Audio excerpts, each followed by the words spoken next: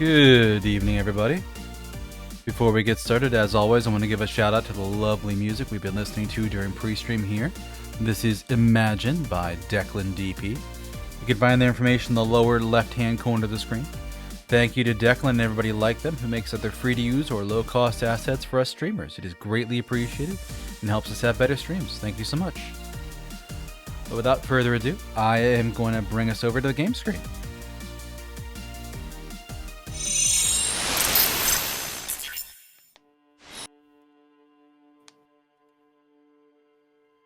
There is a Rad. Hello. Hi, Twitch. How's it going? Hi, YouTube. How's it going? Apologies for being late. I had stuff to take care of, but also Deus, and definitely thanks to Declan for the great music. That's a nice little bit of flair. Over on my end, I made an Ushanka with Kim on it. So that's my bit of flair for our finale. An Ushanko? Ushanka is the big Russian, like, commie furry hat. Okay. But instead of a red star, it has a picture of Kim. Valid. Yeah. I don't know what Harry's symbol would be. He's kind of without symbol. It would just maybe be like a tequila sunset or a tequila sunrise. Just like a big old glass of alcohol. Or a shot. It might be just a big old glass of... It really depends on how you play him, right? Yeah. Like, for your playthrough, I think a badge would be appropriate. Like a sheriff badge in the middle of his head. Sure. Yeah, either his badge or just like a more iconic sheriff badge. Or a detective hat. I was just thinking with Boring Cop, it's actually like a notepad or something, just like Velcro to his head or something. Right? Not even like the VTuber I'm dumb, but just like a very generic, realistic, boring looking notepad. Yep. It's his clipboard with some papers on it. Yeah, he just puts the clipboard, it has like a magnet on the back and just clips it to his hat. Sure. But yes, for those who missed the last stream, Rad and I think we fully finished the church, including the one check that Rad had warned me I do not want to fail, which was we pulled rank on Kim to force him to dance. And That's right. And Rad is correct. That was a very good check, and we did not fail. Exactly. We also, continuing the main quest line, found, did they tell us about Ruby? No, we found about Ruby the time before that. But we tracked down the most recent suspect for the case, a woman by the name of Ruby, basically the 8th Hardy boy, who also is a drug runner. And Yep. had a conversation with her where we found out, or believed, that she didn't kill them. She made a pretty convincing argument. Yeah. She made a pretty convincing argument, and she is also terrified of us because she thinks we work for the drug runner guy she works for. And we're like his assassin or something. La puta madre. La puta madre. So we showed up. She went into hiding because she's like, he's here to kill me. I have to hide. And instead we went on a crazy bender and lost our memories. So, sorry? She's been living under a building for a week. Well, we've just been like, man, I drank so much I don't remember the last 30 years, 40 years. Yeah, I mean, she called us a human can opener, but we also, like, opened up yourself so much that exactly what Deus just said. Harry remembered nothing at the beginning of the game. And so, kind of both of those things are correct. Harry's done a great job detecting everything and pitting people against each other. And also has barely any idea what's going on with reality. Yeah. He had to learn everything over again in the last week. Yeah, it speaks volumes about how good of a detective he actually is. That here we are, out of our minds, and we're still just like, man, we figured this case out in like what, 4 days? I think we're just starting the 5th day. So anyway, Ruby wasn't the killer. We got back and found out that the mercenaries had finally lost their patience, and the 2 we knew of and the 1 we didn't showed up to basically gun down the Hardy boys. We got between them, which was foolish. A firefight ensued. Kim took one out like a boss. It's kind of an immaculate shot, really. Yeah, we shot another one and also saved Kim, and we're both alive, which Rad tells me not always the case. You might lose more people in that. Yeah, you can lose... I was looking it up yesterday.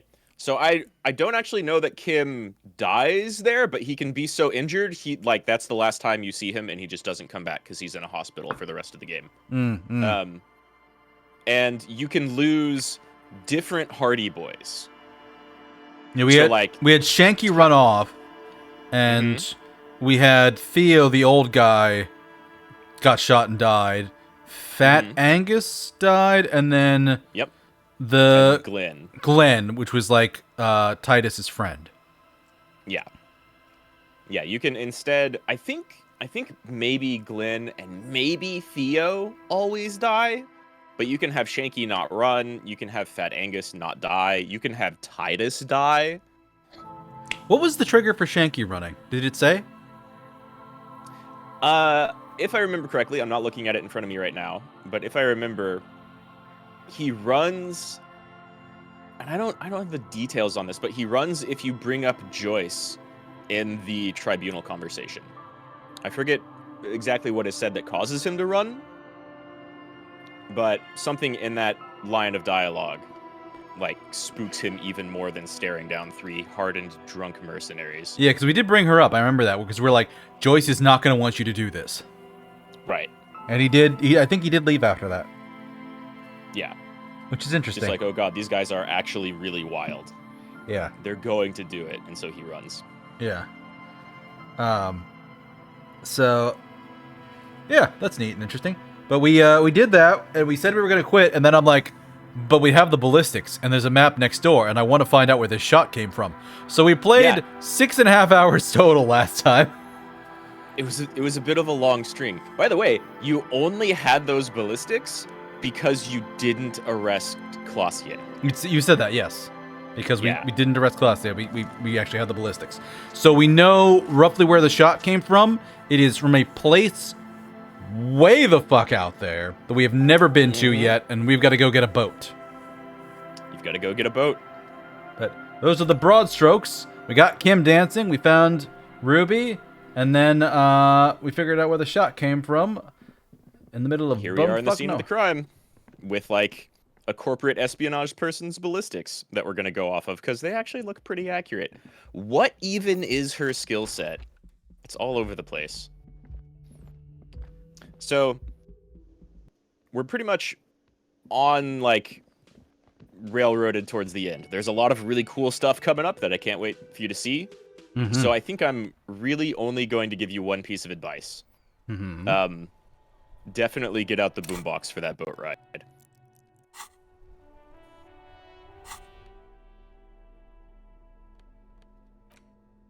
That's the only piece of advice I'm gonna give.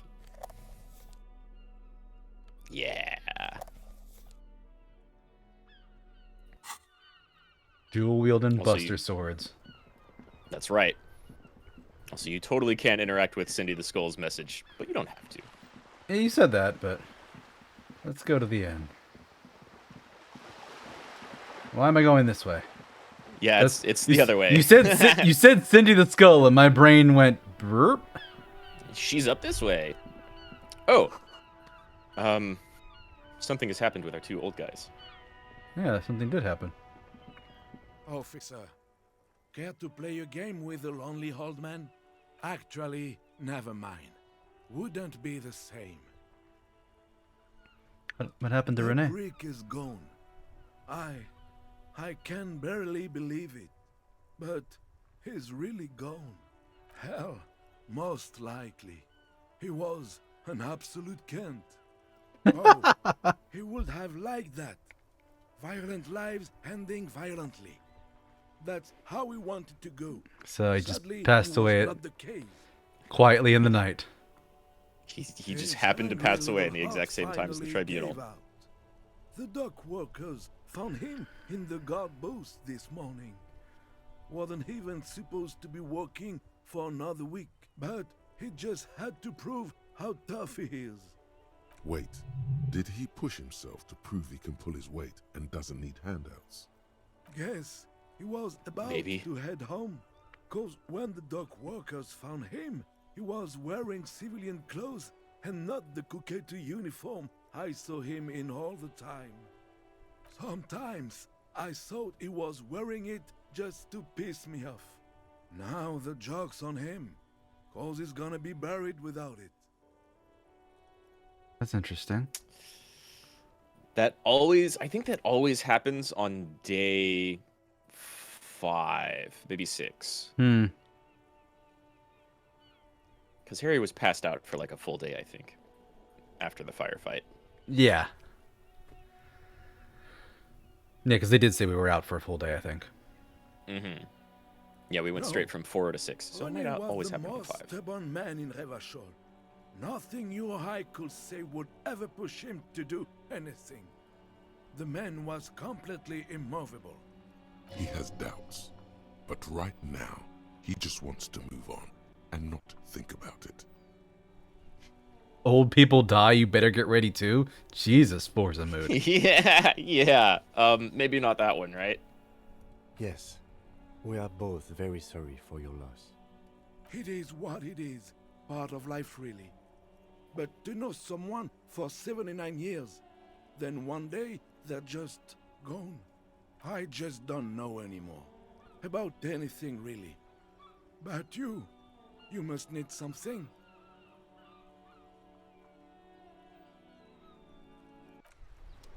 No. We asked you all the things we needed, I think. Yeah, the rest of those were kind of like either crass or involving the case, when really all you need to say to that is like, oh, I'm so sorry, he's gone. A lifetime, officer. Hmm. 100%.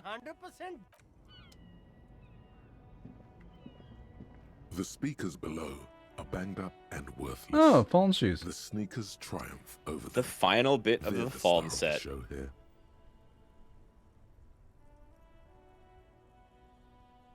A pair I of think you can make it dedicated- cheaper. Those sneakers, Mr. Only that's madness. It's locked because I don't have the money. It is. You could bug him about the speakers instead. I could. You definitely don't Wow. need them. A cop. Cool. That's cool. Poor unprivileged grandma. Oh, because he told us about something. Mm-hmm. Start with a little compliment, then work your way up from. Oh, okay. Because you need to solve the biggest case in the history of criminal science. Oh, I like expeditions. And I like you.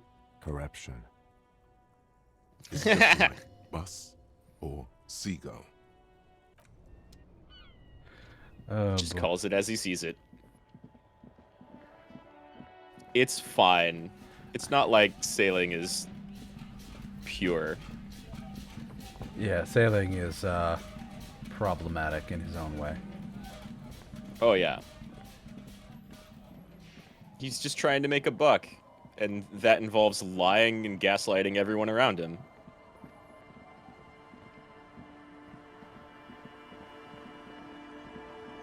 I'm trying to remember what the crypt did. When we checked the traps one last time, was there actually anything in the last one? Or like, there was something weird with the bugs? I think the locusts were just dead in the last one that we checked. Hmm. There was the one time before that last round of checking traps where one of them was empty. But that was But there Kuno. was no sign of it. We knew had But opened that was Kuno, yeah. I thought when we checked them one last time, the one that Kuno had interfered with, there had something else going on with it, but we had no way to let them know. I don't think so. I think they were just Officer, dead what inside. Like happened? maybe it had been shaken around or limping. something. But I think that's Why just are the you trap limping? Kuno You messed look with. terrible. Hmm. She sounds almost disappointed with you, reprimanding you for falling and hurting your knee. Look at She you, is a you mom can like barely that. Walk.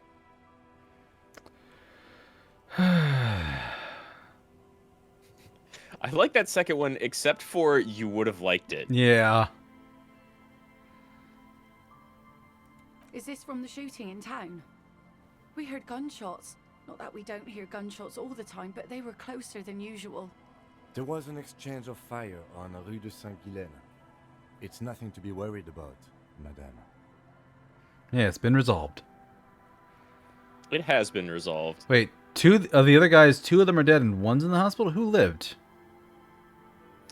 I think maybe the lady, like the one Kim shot is super dead. Yeah, because he shot him through like the pretty eyeglass section, right? Yeah, I'm pretty sure Kurtana is dead, and then you were able to warn Kim, so he and the rest of the Hardy Boys subdued the lady Okay. after she took out Angus and Theo. Of course. Can I help you with something? That won't be a problem. It's wind still and the tar just dried. We've got 2 days of relative sunshine ahead.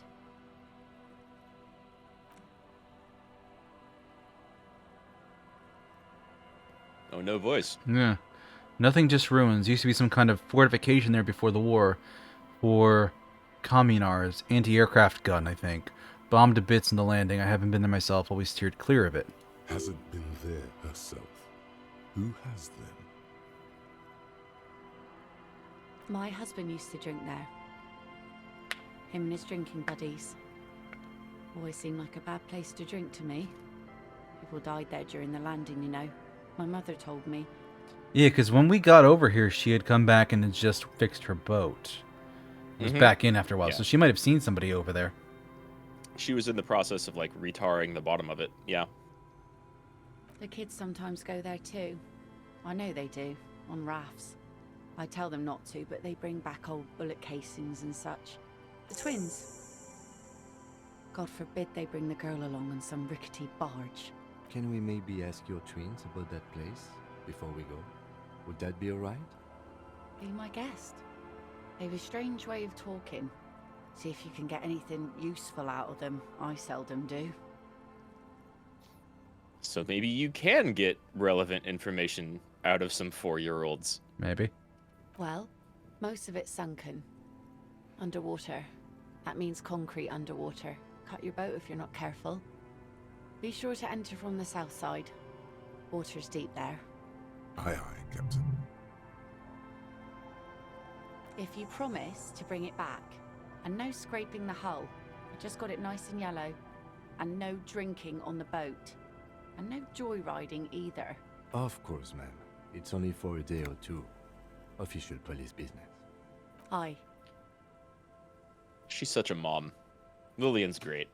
The crow's feet disappear from the corners of her eyes as she smiles at you. Please be conservative with the fuel, will you? Just filled her up, but it's a small tank. Okay. I assume if I had read that book about how to talk to children, that would help me here. Maybe? I honestly forget. I think it helps you earlier. I don't know if you really get much out of them. This conversation you get to have no matter kicks a what. stone while the other watches him. Or maybe you have nicer options if you have read it, yeah. That's iron. That's, nothing. It's just a seafort and some plants. You can take a raft there. It's great. It's 4-year-old? These kids are 4 years old, she said? Maybe the daughter was 4 years old. I think at one point Kim can tell you, like, there's probably no good reason to ask these 4-year-olds about the murder case. They're not, like, without their parents present or something. They're not going to tell us anything. But now, of course. We make a fire. We make a fire. Mm-hmm. Gather the sticks for the fire. And bullets. Or not real bullets, empty bullets. Bullet shells. There are a lot of them left over from the war, but this could be important. There are lights. The fire guy comes and asks us to put the fire out. A fire guy. Your nerve endings sting from the mention of a guy. They must mean a human being on that island, but it's cut off. No. Yes. Let's go with yes. Yeah, why is he the fire guy? Because he asks to put the fire out. Okay, makes sense. Fair enough. I don't know. He doesn't like it. He don't like people to be there. You shouldn't go. Yes. Because he doesn't want to be found. Smoke traces. Hmm. Maybe he just likes being alone on his island. Sure. I don't know. Did you mean there are electrical lights? Yes. No, he doesn't live there. I don't think. No, he lives there. Been there twice, 2 times. He doesn't live there. He isn't there sometimes. Anything else? What does this guy look like? I don't know. We ran. He just yelled we shouldn't be there. Okay. Put out that fire and get off of my lawn. Lights, fire guy. We should check up on that island.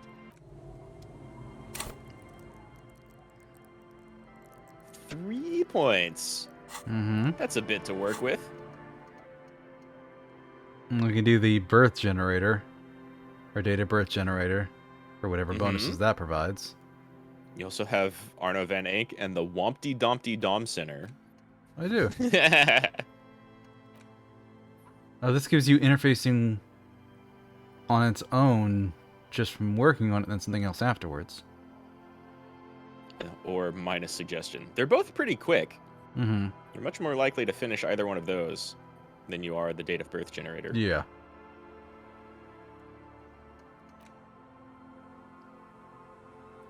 Only 1 slot left, though. Do you have a recommendation? I forget what the roles are coming up. So, not really. Interfacing might be helpful.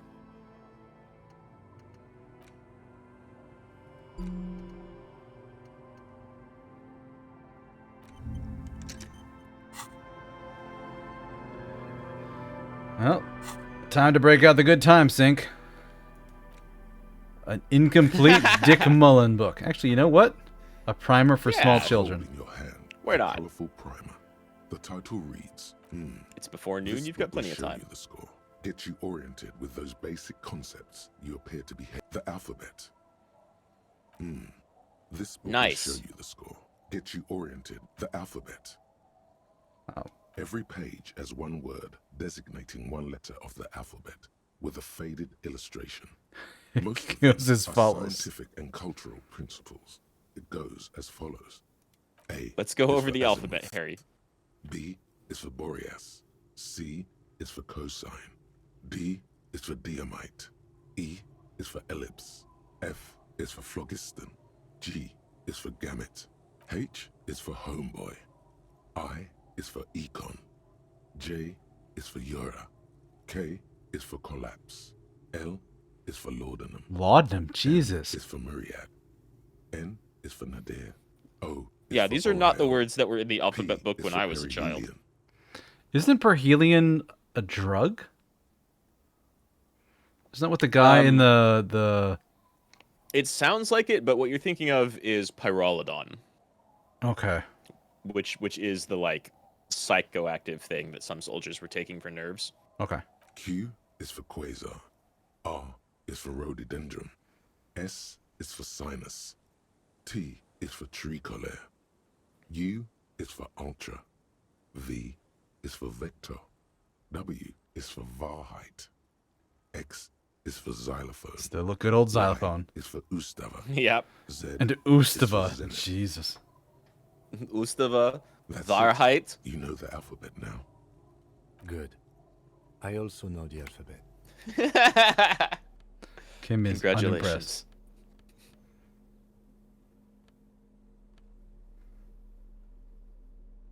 I don't know that any of the rest of these are going to take time, like except for that Dick Mullen book. It's In your explicitly hand, you there to hold take up Y. time. There's truly no point. If you insist. The story Spillane, an extremely unprofessional and hurtful 2 days desperate to clear his name. Of course, Mullen didn't do it. That's the whole. Deneuve reveals that she was Spillane. Almost. Not only is the local police one evening, yes, well, that testimony, as the two, I love you, whatever it is, In your hand, you All right, there we go. Yeah. Arno van Eyck. Okay, so Egghead is clearly not Van Eyck in disguise. Van Eyck is an Oranese disc jockey, but those people get around, especially in Revachol, in the clubs on Boogie Street. Perhaps he stayed here for a short stint and discarded part of the song he was working on. Just threw it away. And then it ended up in the Hawthorn tree. But why? Did he think it was retrograde? It wasn't. Perhaps he caught a glimpse of the future and did not want for it to arrive just yet. Perhaps the city whispered the top line to him, and he was frightened by it. Oh, white checks unlock reveals gig posters in the world. Just little interactables. I think you still get the +1. Wow, you don't get the +1 interaction anymore. Lame. Weird. What's up, J. Hank? Yeah, I made myself an Ushanka with Kim on it. It'll be relevant later. How are you doing? But there is a guy on the island, and he doesn't want us doing a fire. Yep. Yeah. The kids let us know there's a dude there. He doesn't like people over there. He doesn't like fires on the island. Maybe he doesn't like people drawing attention to the island at all. Yeah. A skiff with a small steering engine in the back floats on the calm mirror of the sea. Its 2 seats are empty. The boat's belly is a shiny yellow color, industrial paint over fresh tar. You see it reflects off the water, along with the factory number, A72. Once you get in, that's it. One pull of the starter handle, and you're off into the bay. A strange trepidation comes over you. Are you sure you want to go now? Have you made all the necessary preparations? Closed all your accounts? Remember what the net picker said. It's a small tank. You won't be going back and forth on this. That's 3 point of no return warnings. Yeah. You know which one to press. I do. I do. What?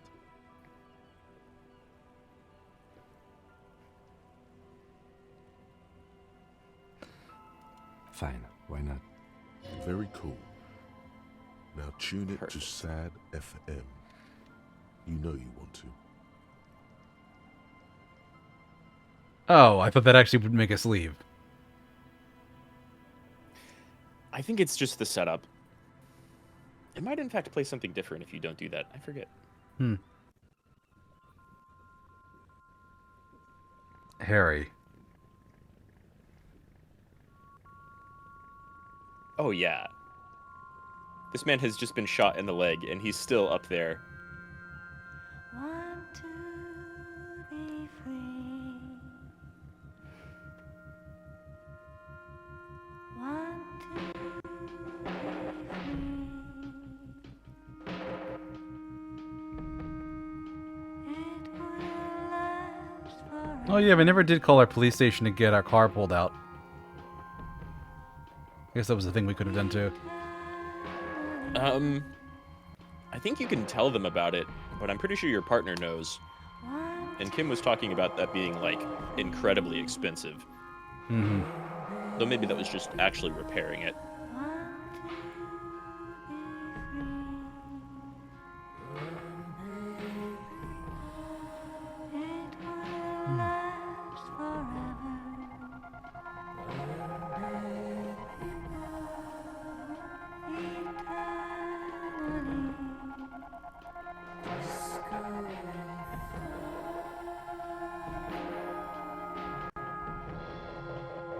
And just zoom in further and further out. Oh, yeah. Well, you blast Sad FM.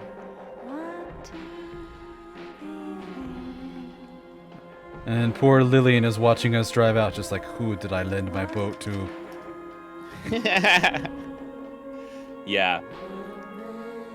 So, you can go on a date with her, and it's actually pretty wholesome if you don't try to be weird about it. Hey, and there's our leitmotif. Our leitmotif? Ba-da-da, ba-da-da. Hmm.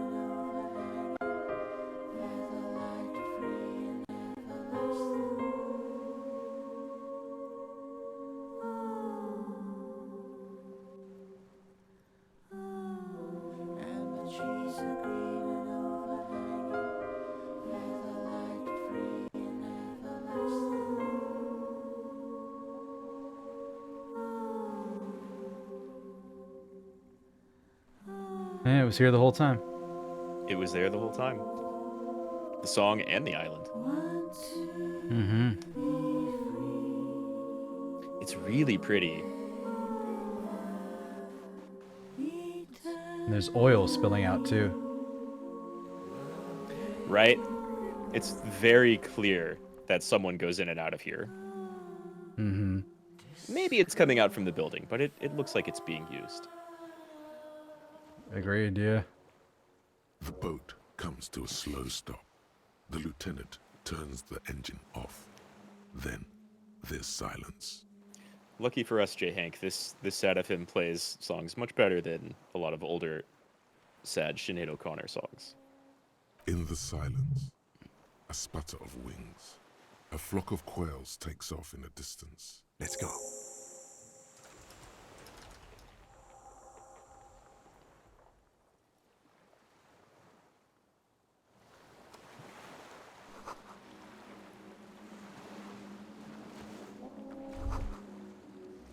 The chain trails off into the ocean, connecting the island to the supply depot on the coast. Ah, That locked yes. door. So it seems. For bringing munitions to the island, maybe? And supplies? You could also lock the bay when you raise the chain. From enemies of the commune of Revachol. This sea fort was a revolutionary fortification, I believe. Huh. Big old communard outpost from 50 years ago.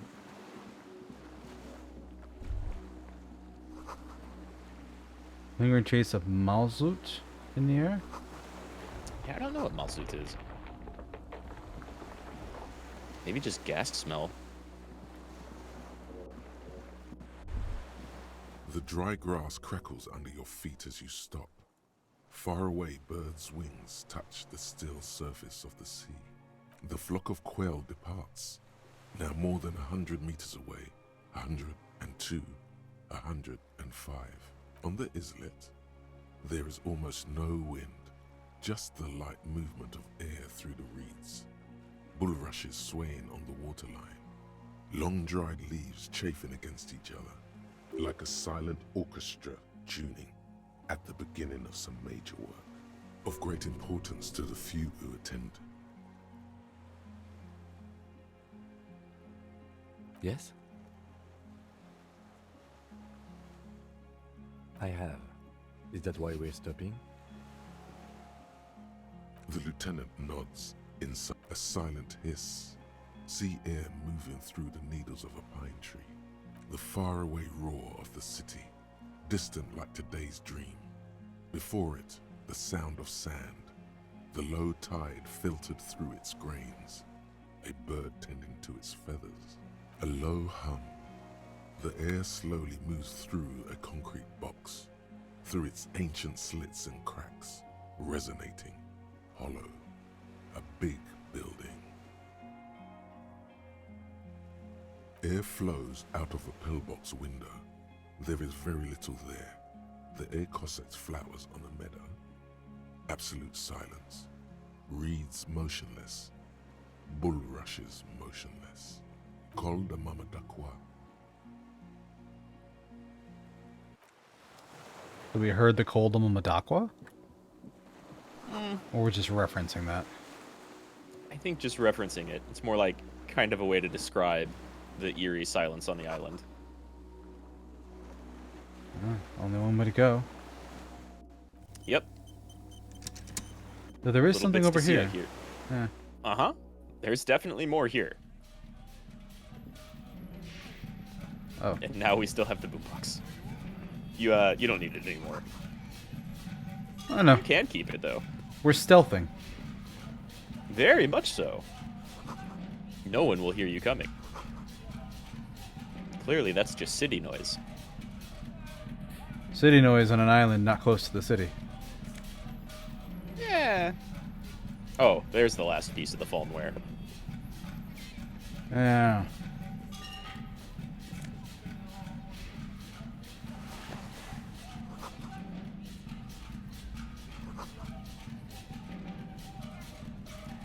Plus 2 empathy on that scarf. Not bad. Yeah. There's a greasy old spring mattress in the corner, resting on piles of soft-cover books. White linen and a pillow are visible under a worn-out caracal blanket. Someone has been squatting here. The linen is fresh, recently washed. You force the rest of the sentence out through pain, thick as molasses, no longer able to hear yourself speak. You know, officer, you can rest here if you are feeling tired. I will keep watch. You could use some rest for what's ahead. Yes, anytime. You don't have That's a You rest. don't have to rest, but after you take a quick look around, you might want to. Magazines lie scattered on the floor and on a makeshift cupboard. That most are soft covers, serialized fantastique and detective stories from the 20s and 30s. This disparate digest includes the classic Animal Adventures, among what is mostly commercial fiction and serialized stories. You find a magazine cathodique for electrical engineering. Then it's back to pulp, light erotica, an international thriller about circuit benders. Someone's made themselves a home.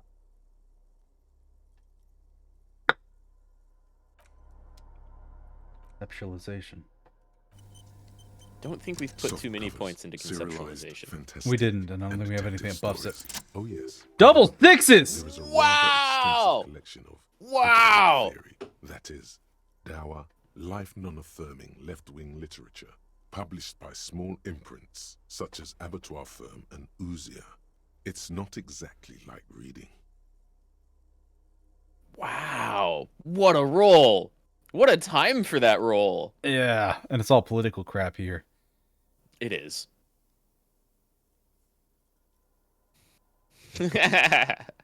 There's one just for you. Ouzia. Humanitarian sciences. Stands out. Not a lot of critical theory around in Ravachol West anymore. Your incendiary remark has failed to provoke him.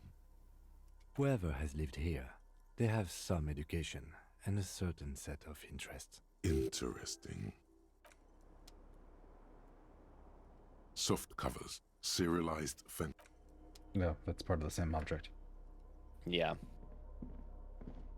Their little reading chair and all their literature.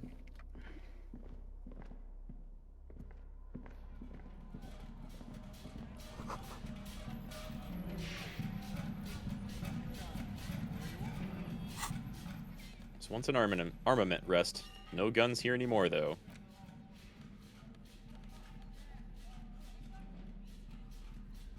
I like having high volition.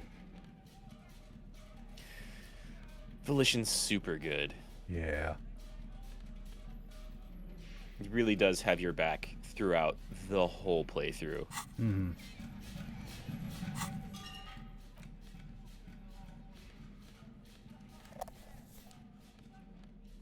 The, like, letting you know that Classier has compromised the entire rest of your stats moment is super huge. Mm-hmm.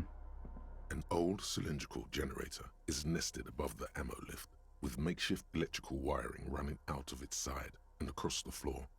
The cables disappear. The lieutenant puts his hand on the metal barrel, checking for warmth. It's cold now, but someone has been maintaining it. The wiring has been repaired. I don't know. I'm not a philosopher. Someone with basic electrical skills has restored it in order to keep the room warm. Maybe it's the fire guy. The wind outside picks up suddenly with a faint howl. Inside, it's warm. Liquid carbon. I would imagine it takes mazout. The kind that's favored yeah, probably by just vagrants gas. and fuel thieves. It's been a long winter, long and cold. If anyone stayed here, they'd need a generator. Downstairs, somewhere? A hollow ring. The canister is empty. Dust falls from the generator and down into the ammo lift. The lieutenant assists you, holding the canister up to the fuel tank as you tilt. Dark brown, viscous fluid pours out, and the room fills with a chemical smell. There's a red starter switch on the side of the cylinder and a start rope on the other side. The lieutenant flicks the switch. The recoil start wakes the old generator up. The machine sputters like an old warhorse before settling down to a rattle. That should do it.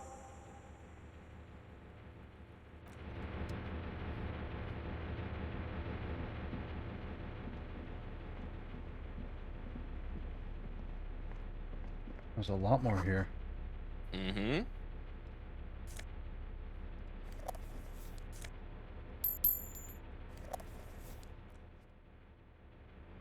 And they're still giving you money. You see a They are. small metal door nested inside a larger one. A heavy steel blast door. There is a conventional keyhole above the handle. It's very small. Another part of the island, probably. The lock looks like it could still be usable. Maybe this is one of the doors we don't open? He's right. It would be better to open its big brother.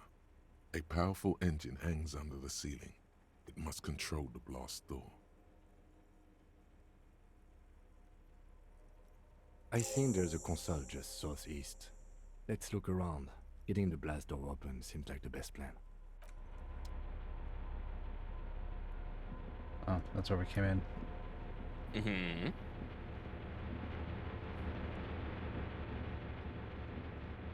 Those stairs are super busted, but I think you can go underneath this walkway. Yeah, that's what it is.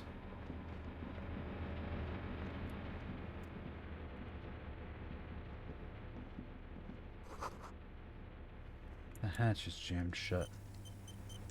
Mm.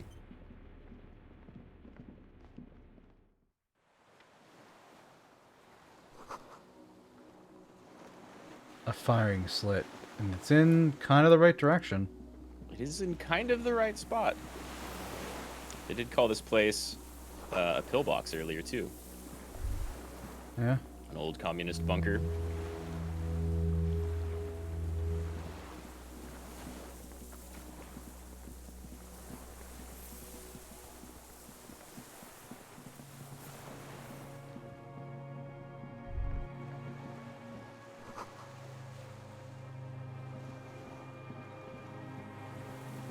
I think falling into icy water is one of the last things Harry needs here. Yeah, no kidding.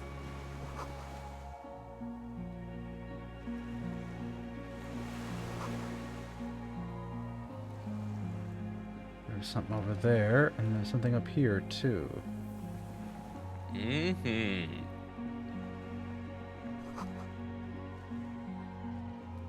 Artillery map.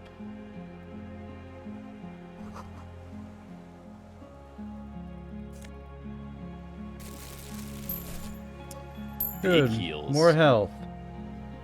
And a fuel canister. That sells for more money than you're carrying. Yeah. There's a Too bad you're not raised going back to mattress that island on a anytime concrete soon. slab, Mm-hmm. only half covered by the crumbling roof. At the head of it, double embrasures, firing slits like two eyes in the wall. This looks like a good place to aim from. There's a firing slit in the wall in front of you, like a little window. Quite old and grimy from years without cleaning by anything other than the rain. The springs screech as you lean on the mattress and crane your neck to look out. Trepidation, a tingling feeling in your stomach. A small piece of Martinez coastline opens up in the square in front of you, like a tiny landscape painting. 1 kilometer across the water, the ruins look familiar. A towering skyscraper, its top floors shaved off by artillery fire. Capeside apartments. Rue de Saint-Gislain, 33A and 33B. The red chimney and collapsed back of the 4-story tenement in front of the Whirling in Rags, Rue de Saint-Gislain, 10, the doomed commercial area. The And then right box-shaped between the silhouette two. of the Whirling in Rags. Its sloped roof, a tiny fleck of light catches your eye on the rooftop, sunlight reflecting off the upstairs window of Clausia's room. Do you have a line of sight to the window? More than that, There it is. A pair of binoculars? Or a scope of a rifle? You'd be prone, lying on the mattress, barrel resting on the embrasure. I think we have it. The origin of the shot. This is the sniper's nest.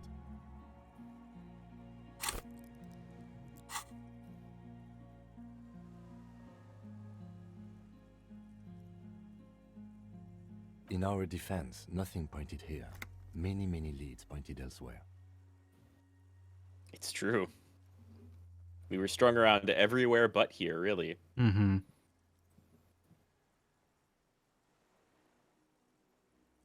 Don't beat yourself up, officer. Damn it. We did not put guns in their hands or get them drunk. I'm just... Oh, I probably could have sat in bed and rested. Yeah, maybe.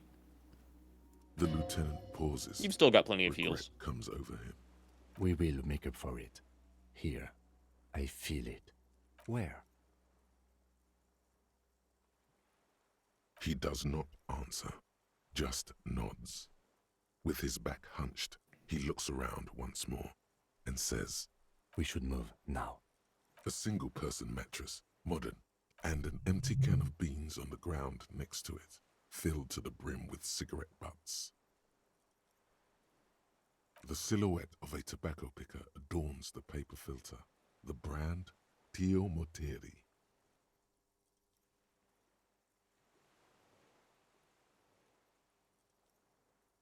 You did see the same brand of cigarettes extinguished somewhere out near Lillian in the church. Could be a coincidence. Or the same person has visited Lens and Anne here.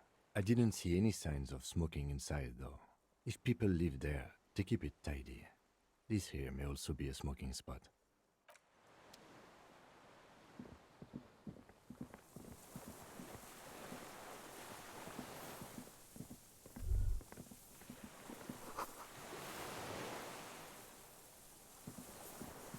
Mm.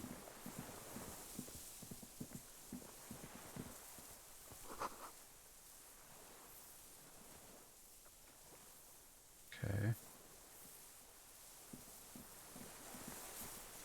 Spooky. A little spooky. The island is extra abandoned. Kind of. Sort of. There's probably still someone here. And those kids come by.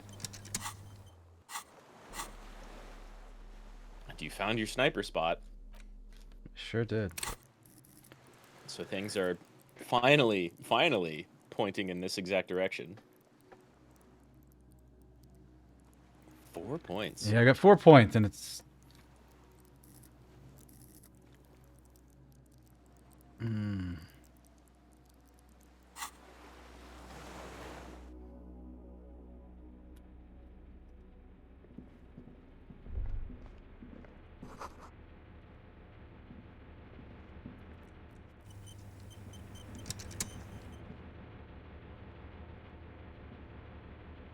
Green paint flecks off the monoblock aluminium cabinet. There are rows of switches on the front panel, a frequency band, and even a keyboard.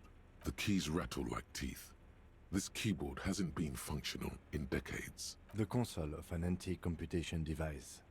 The generator upstairs, with wires coming out, they terminate here. I think, yes. Let's see. That one. The emergency open. The blast door opens with a series of clicks. A shaft of light appears, then widens as the light shines in.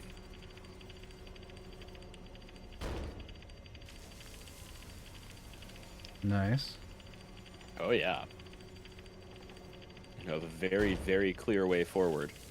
Yeah. So it's either that or rest. I'm thinking rest might be a good idea. After you.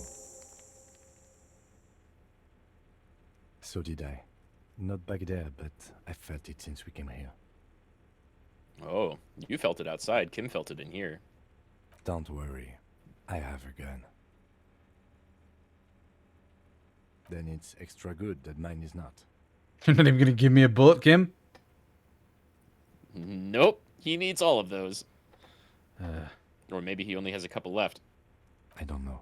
A thin wisp of smoke rises from a charred black fire pit.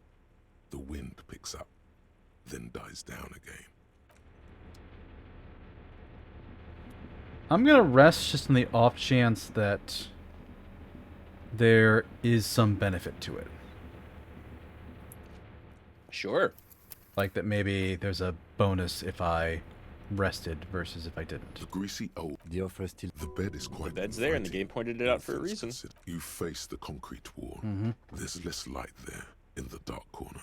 Like a dog, you lie there. You didn't realize how tired you were. Your body is still nowhere near healed. The blanket feels cold. The entire room does.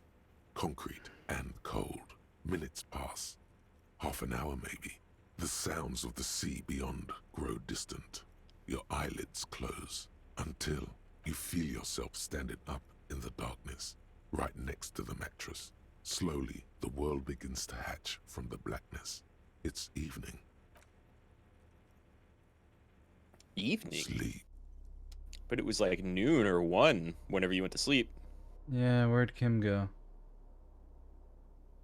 It's also evening after only half an hour. And yeah, no Kim. Odd.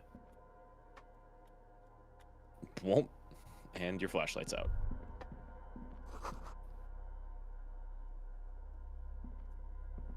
And the blast door's closed again. Yeah. You slept through that somehow. Huh. I can't open it again? Not right now. Oh, good. The only way to go is down this way. Mm-hmm. Like you're being funneled somehow.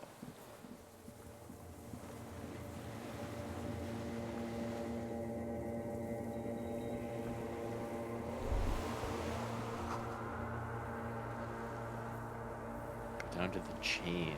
Oh, no. There's something there.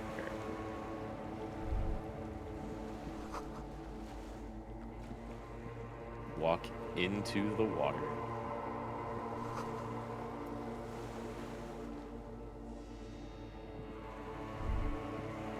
Well, that's different. Yeah?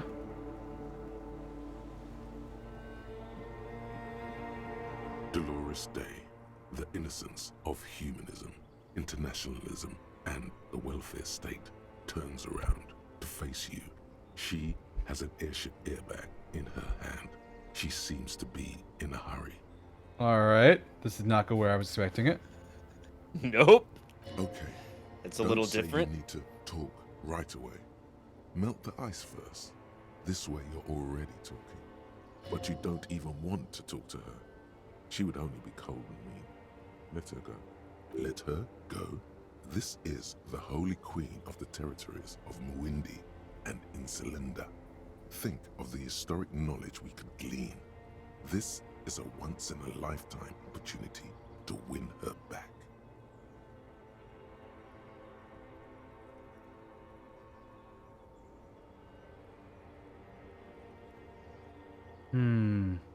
Hey.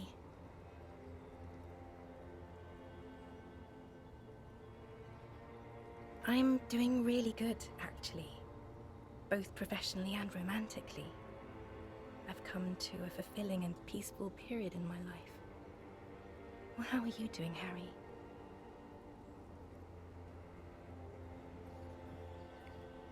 Well, I'm in my head too. We're all in our heads. Not the greatest of options. I kind of like that. Like I'm in my head. I like that. That's the best of the other two, yeah. Hmm.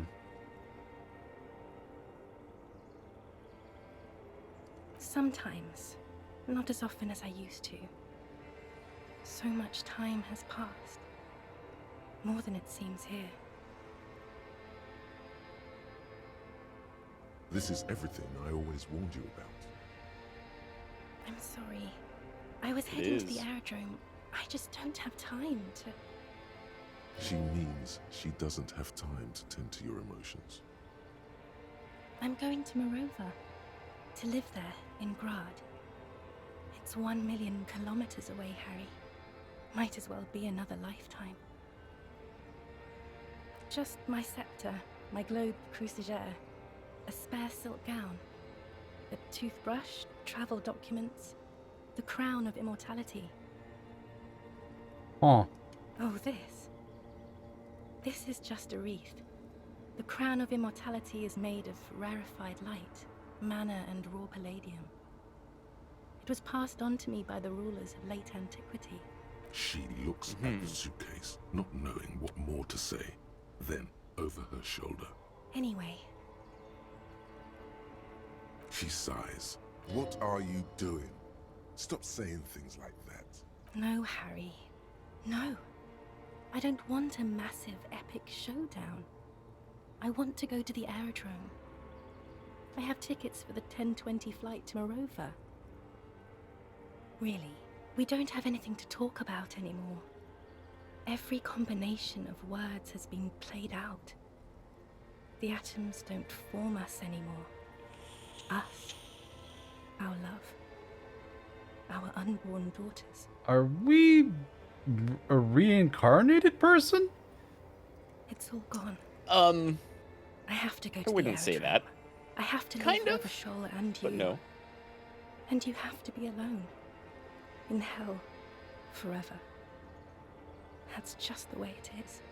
Oh God, whatever you do, don't try to kiss her yet. Not after that. You're still reeling. You'll fall over if you try now. I guess, in order to answer your previous question, I'll ask you another one. Is that really Dolores Day? Touche. We're thinking of our wife as a saint. That's exactly it.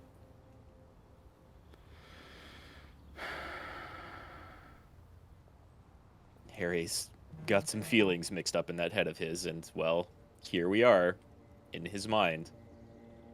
We sure are here.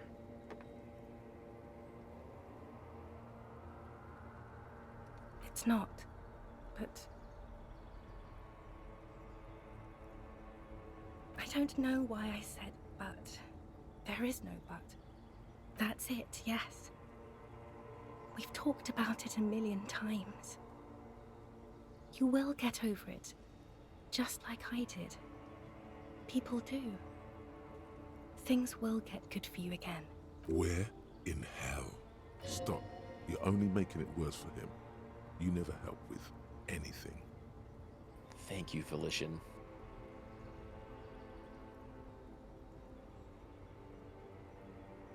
One is a no.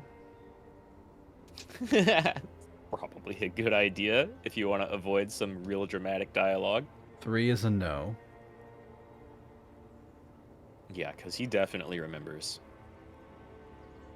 Well, also just like, you don't tell somebody like, I don't even remember who you are anymore. Like, that's no. Right. It's giving into drama. Yeah. 2 is honest but not helpful. I'm just gonna go Yeah. 4. It's See? very accurate, but Just take some time. Mm-hmm. For you, I think it'll take something like 20 years, maybe. It was hard for me, too. I used to think I couldn't live without you. But I can. It's not. It's just not possible. It's like eating rocks. You just can't do it. and that's a success. Yeah. Physical instrument usually pretty hyped up on being able to actually do things. though. This is emotional for sure. Yes. It only took me 1 year, maybe 2. Phew.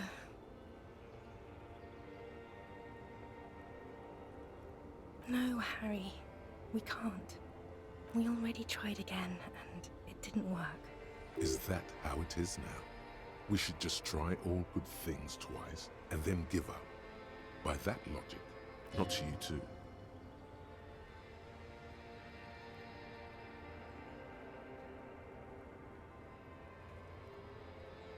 I don't know. Please. Harry, we can't be together because you're insane. She avoids turning them to you. Insane, like cool insane? Like, wow, that cop's been- crazy.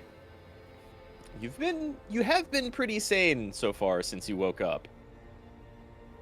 I'm hallucinating about seeing the Innocence Dolores Day and walking across the water to a restored... No. Like little avenue of your dreams where you definitely spent some time with your ex-wife. Yeah. But I mean, relatively, Yeah. in comparison to what Harry was before. They're turning moist now. Her eyes. She slowly shakes her head and tries to get hold of herself, brushing her hands in her gown. You know what I mean.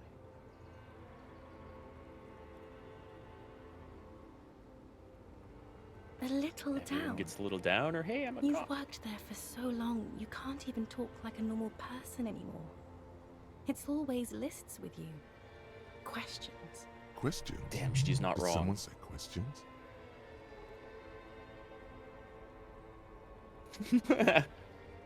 Not lists, they're dialogue trees. Yeah. This is another one, isn't it? We're in a tree right now. No, I like my lists. he does. It's not just the lists or trees or whatever. You get sad, Harry. Too sad. People can't get that sad. It's impossible to watch. Other people get sad too, but not like you. You stay down for years, and then you start beating things. You get violent. In conclusion, you're ill. You're an old, insane man. And you have to be in hell until the end of your life. And I have to go to Morova. I don't know what you mean. Dolores Day.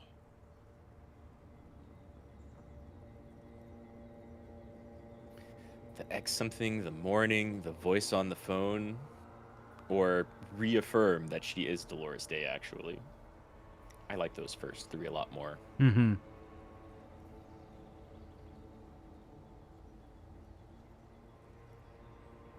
Oh, Harry, you shouldn't have done that. Call me like that. You ruined it. There was still a chance. You should have waited longer. She would have called you instead. I really don't know about that suggestion.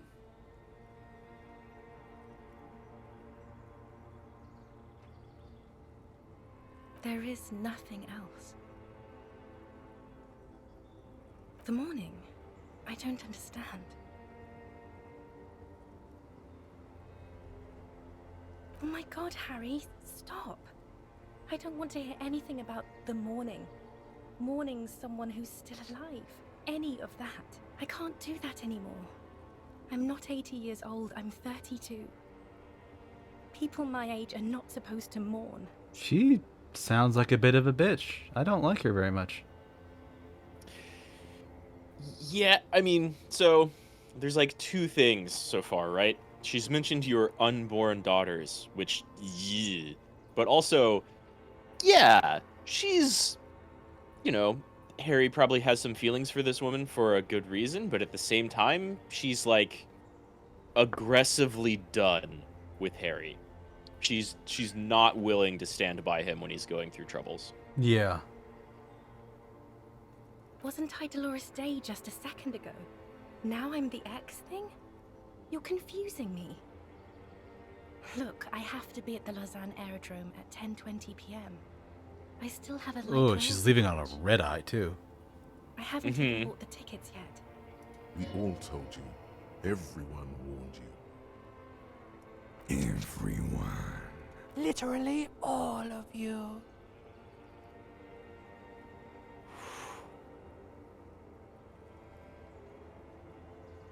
I'm glad too, but I have to go. My friends are waiting for me on the platform. I can't let them wait. It's impolite. What? Authority. I Not liking mean, her placing her friends above you. yeah, that's a. Which It's that's bound to sting. it's somebody who's worried about being impolite to her friends is rude to your face. Right. And we don't know the full history between these two for sure. Yeah, that's. This is Harry's dream, so he clearly remembers her being more concerned with that than him.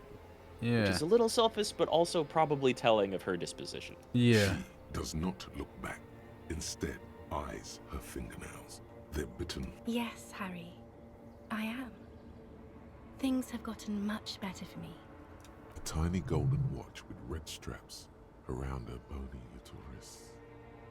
And then we have some stuff we gained from, like, 5 through 8 are all stuff you gained from playing the game, right? Mm-hmm. You couldn't present the Houndless Fallen Rider to her inside the church.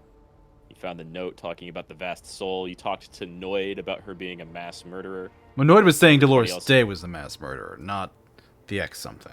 Not the X something, but Yeah. you can go down that route. What's the not human from? What was that? I guess that's more Dolores just stuff Day's with lungs Noid. were glowing. Yeah. Yeah, that's more talk about Dolores Day rather than your ex-wife. Mm-hmm. I don't want it. It looks expensive. I don't want it. That's not what figurines do, Harry. She looks at the headless The figurines don't do anything? Anything at all. But I thought the historic figure she had. Yes, I thought it would be good. A form of communication where words have failed. Yes, it was a good idea. But she felt obliged by the headless Fallen Rider to give you things in return. Things she no longer wants to give you. So she refused. That's how it goes. Your figurine rider idea was naive. I'm not gonna give her the dice. I didn't Nah. ask for things. Even the It's too late to figurines give don't me do anything. anything. The figurines won't win her back. I would Achievement like the unlocked. Headless Fallen Rider Yep. back then. Do I try and kiss her? You could. There's no conclude on the menu right now. So I think don't go is Yeah. probably pointing in that direction. We both said a lot of things. We were very young. It was her. I can feel it. I can see it in her tender, long fingers, in her wrists. Her hand wrote it, said those things. As Queen Regnant, I write a lot of letters.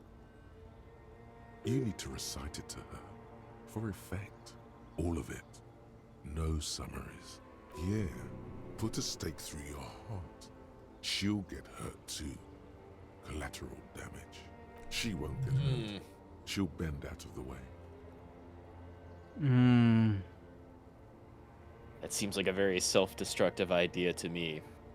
Though Yeah. you totally can read it. Okay, Harry. Okay, it was morning and you slept. The room smelled of cigarettes and Rowans. There was hoarfrost on the ground when I left. It was autumn, the first one we had together. But you have to understand, it was 1,000,000 years ago. No, it was 100 million years ago. I was someone else then, filled to the brim with love for you, hanging on your every word. Oh, Harry, you were the coolest. But I'm no longer that person. This has taken her place. It will devour you.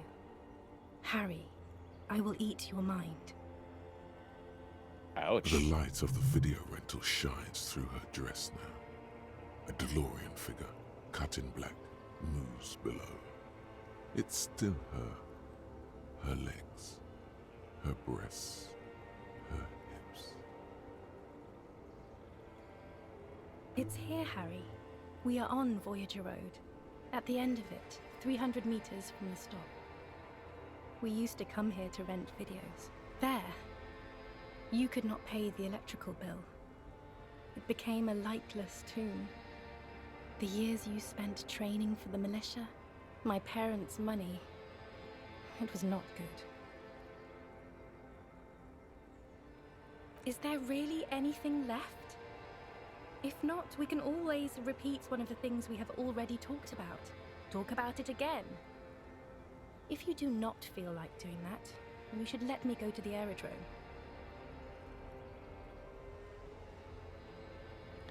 I think that's the game's way of saying you've definitely got some dialogue here you haven't seen yet. It's a very weird interaction, but I mean, we're clearly in a dream, right? Yeah. I feel like Harry would try to kiss her. I don't really want to kiss this person. I'm with you, honestly. Like, there's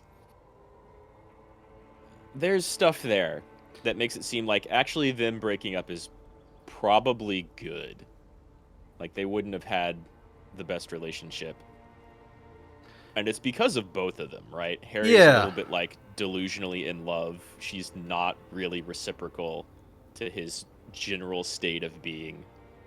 Also, she talked about, like, lists and trees and that stuff. So he brought his work headspace home, and she couldn't deal with it. And rather than try to help him deal with it and her in a better way, she's just finally just, like, noped out. And she's like, yeah, it took me a year or two to get over you, but it'll take you 20 to get over me. And it's like, Jesus, lady. Right, that's a really harsh thing to say. This is also, like, this is not... I don't think that was a literal talking. thing from him. I think that might be him looking in retrospect. And everything that we're doing now is him finally getting over her 20 years later. It's him. This is all in his head. It's not actually his ex-wife speaking. It's not actually Dolores Day speaking. This is Harry's idea of his ex in his head. It's a dream, having a conversation with him. It's the dream of his ex-wife in the form of a saint telling him that it'll take 20 years to get over her. Right. So it's hard to say what she's even like, really, because is this version nicer than his ex-wife because she's mixed up with saintly Dolores Day, or is, like, all of however many years of bitterness and regret bleeding through and causing her to be even worse than normal? It's hard to suss out any facts here. Yeah, except for, like, they definitely split up and probably were not the greatest together. Yeah, and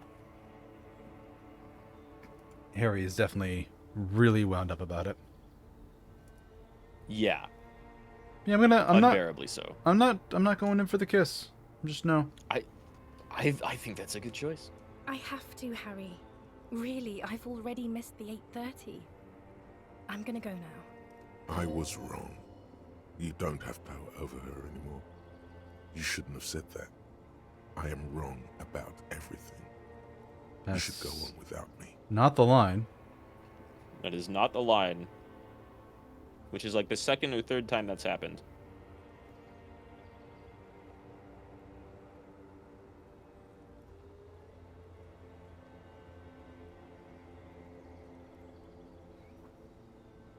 That was someone else. I betrayed her, overwrote her, and I'm happier for it. Wow, And bitch. I'm really going now. The time is up. I must be on the 10:20 flight. It's super I rough, won't but, see like, you, sometimes but people do change. You will see me. Oh, Harry. This is a dream. Can't you see? I'm already in Morova by now. Who knows how long ago this happened? A year? 2? 5 years ago? Right here, tomorrow night. Once this dream starts happening, it keeps happening. 3 times a week, at least. And Harry, it really, really looks like it started happening again. I'm suffocatingly beautiful. And young. And I smell of tutti frutti chewing gum. Like I did that time when I asked you for forgiveness. After leaving you the first time. So long ago. Oh yes, this is real darkness. It's not death, or war, or child molestation. Real darkness has love for a face. The first death is in the heart, Harry. See you tomorrow. Ugh. See you tomorrow, where we're just going to go through this again in your dreams every night forever. Explains why he did what he did. Yeah, gives you a pretty good idea of why Harry was in the state he was when he came here. He probably needs a counselor. You're up quick. How was Right. your sleep? Deep and invigorating, try to cover up the blood seeping out with your hands. You're definitely still wounded. Or 4, swallow the blood and conclude. You're bleeding out of your mouth.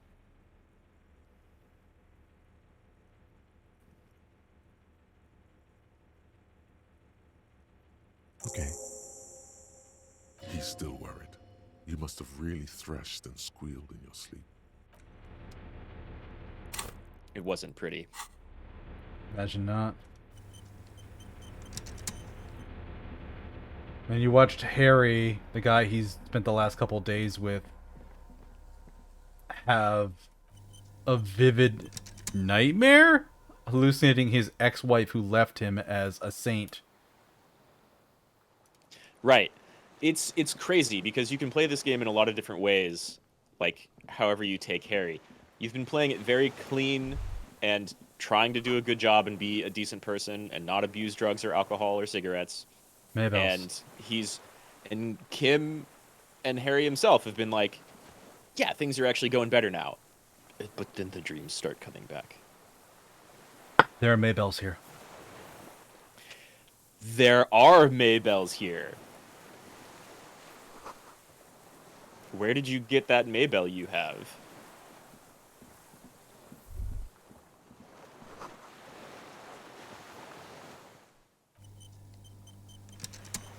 And that's a rifle and a fire.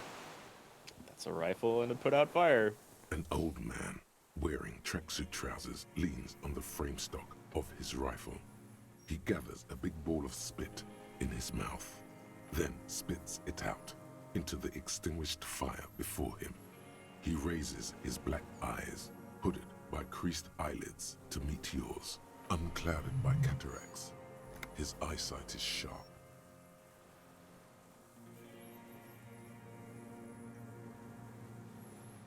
It's not nice. It's a piece of shit. But it gets the job done. It's a 3-Angong 446. A Samaran rifle. How did you get hold of one? It was sent to us by our brothers in the Sinyao commune. Military aid. My eyesight? Yes. Helps me see all the shit. You heard me. It's good now.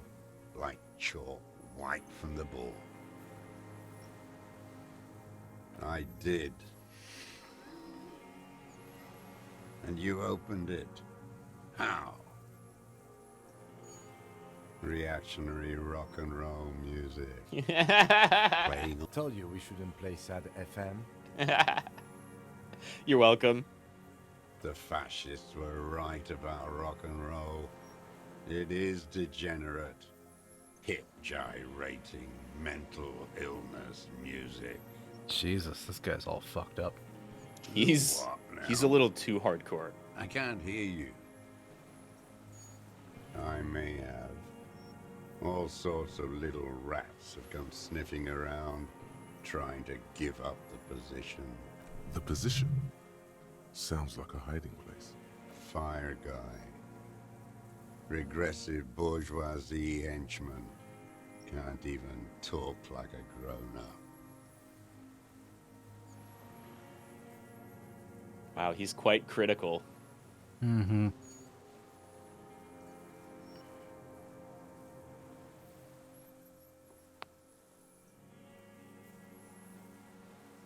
The lieutenant pulls his pistol from the holster. You are a glorified night watchman. This is a service rifle.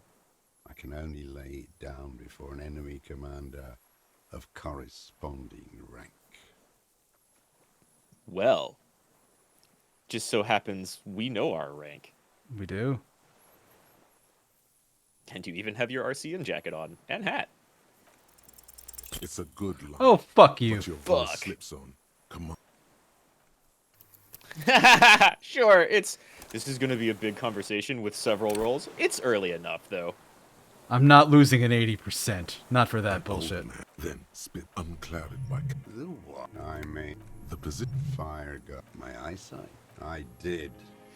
I should have burned that reactionary rock and roll. Told you we shouldn't play sad FM. The fascists were right. It's not. It's a samurai. It was sent to us. You heard me. It's good. The lieutenant put You are a glorified night watch. the words, I There am we go. an enemy commander, sound cold as iron from your lungs. The old man still hugs his gun. And what rank would that be, dog? Lieutenant W. The Frater. big wheel of the 4th Regiment of the Pederast Army. Damn. To hell with it. It's a walking stick anyway. It's out of bullets. Like an amputated limb in the sand. His gaze follows your motions. The rifle feels, surprisingly, the rifle's in a shabby state. Like a crutch on the butt, you see Vespertine writing, burned into the wood. Triangon, 4.46mm, made in Sinyao. The right type and the right calibre. He's liking this. No one said it has to be a Belmagrave. We were just guessing. From ballistics, it could easily have been a Triangon, too. It doesn't matter if it was made in Shanti Shanti. All it has to do is use jacketed ammunition. And it does. The old man keeps following your motion with his gaze. His right arm twitches suddenly. Some kind of involuntary response. Something is slightly off with his motorings. This looked very much like the murder weapon. It can be used against him to get a confession. In time. My name is Josef Lilianovich Dross, Political Commissar of the 114th Anti-Aircraft Division of the 4th Army of the Commune of Revachol. I am a deserter, a partisan, and a prisoner of war. This is my termless surrender. The Commune of Revachol? Do you mean the ICM? You're a holdover from the... From the Insular Indian Citizens Militia, the army of the revolution. I was recruited in Jamrock in Been here for 07, 45 trained years? in the École de Right. Contrôle Orient, Oh. and consigned to emergency defense duties in 08. I left my unit on the eve of the landing.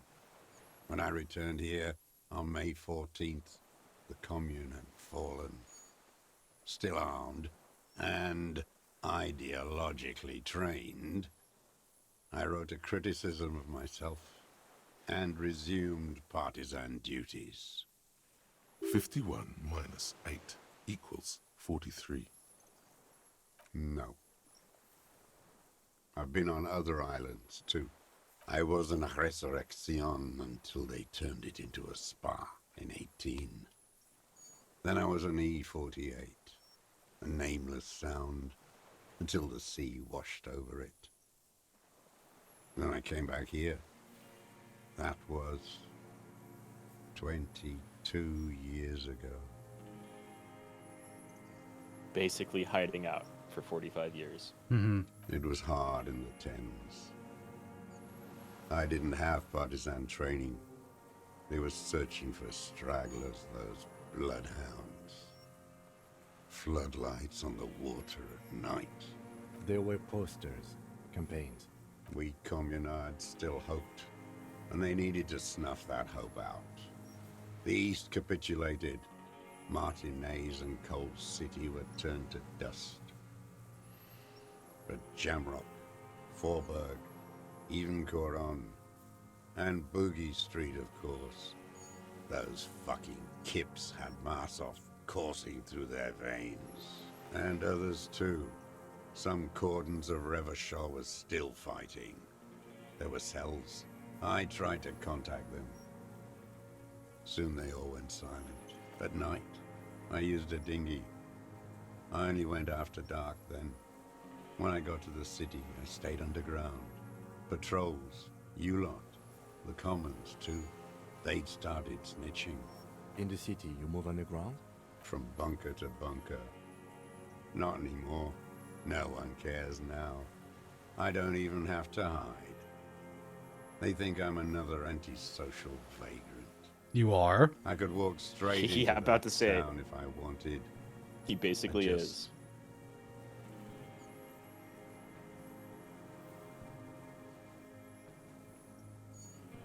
But he did get around a lot. I don't want to. They're all traitors. Pigs, rabbits, and dogs. Men without ideals are only animals. He does not want to see life moving on. People forgetting, drinking, laughing. So you finally found it. There must have been a small squadron's worth of arms in there. Elmer Graves, right? I know. So you've been there? Sleeping. Some nights. Ammo scrounging on others. Those McGraves were shit, even before they corroded. Some had bullets in the chamber, however. Jesus, but why did he do it? Definitely haven't got there yet. I mean, clearly propaganda he bunker. hates all of the modernization going on. I used to, but not anymore. Propaganda bunker? They stored leaflets there. Broadcasting equipment, too. Made broadcasts, I think. Propaganda officers. I buried them with their leaflets. They killed themselves. 2 young boys. A lot of our boys did. I spent some winters there. Never liked it. Kept thinking of them. No need to go underground anymore. It's better in the ruins, on the ground.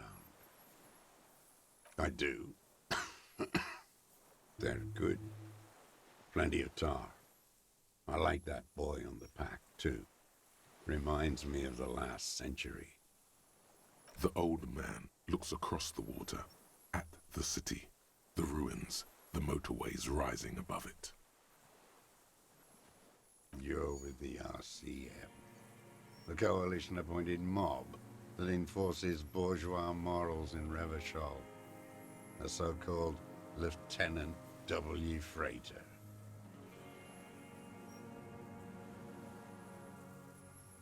There's been a lot of talk about whether you actually work for the coalition or not. Yeah. Let's just leave it at Though- you're the RCM, because a lot of Yeah, you're entertainingly enough, it's kind of impossible to talk to this guy without politics coming into play. He's so steeped in it. He's buried in it. It's his whole being. Yeah. He's like, you can play through as just choosing every single communist option and being the biggest communist you can possibly be. Doesn't hold a candle to this guy. Yeah. Jesus. Let's. You represent the Moralist International, the enemies of humanity who took this city. I represent their adversary, le Parti Communiste d'Ancelonde. Take me to them as a prisoner of war. I have relinquished my weapon I can no longer serve. No superiors can relieve me of my duty. You bulldoze them all to a mass grave for trying to free humanity. A spray of blood from his mouth on the black charcoal in the fire pit. And he's dying. He's been out here for at least 43 years. Probably not doing so well. Smoking not an like heavily island. tar-filled cigarettes the entire time. It's a defensive fortification of the commune of Revachol. And I am its last surviving defender. I was just 16 years old. 15 when I volunteered. I had a lapse of faith. And of courage, too. You could say I misunderstood the historic role of the proletariat and thought Mazovian socioeconomics were fallible. For a second, I doubted the irreducible laws of historic materialism. A second is all it took for reaction to take hold.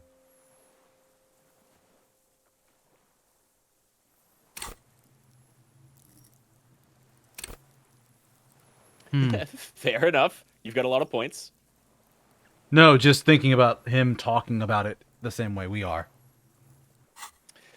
Sort of. Reactionary thought is a whole thing in communist and leftist thought. Okay. As opposed to materialist thought.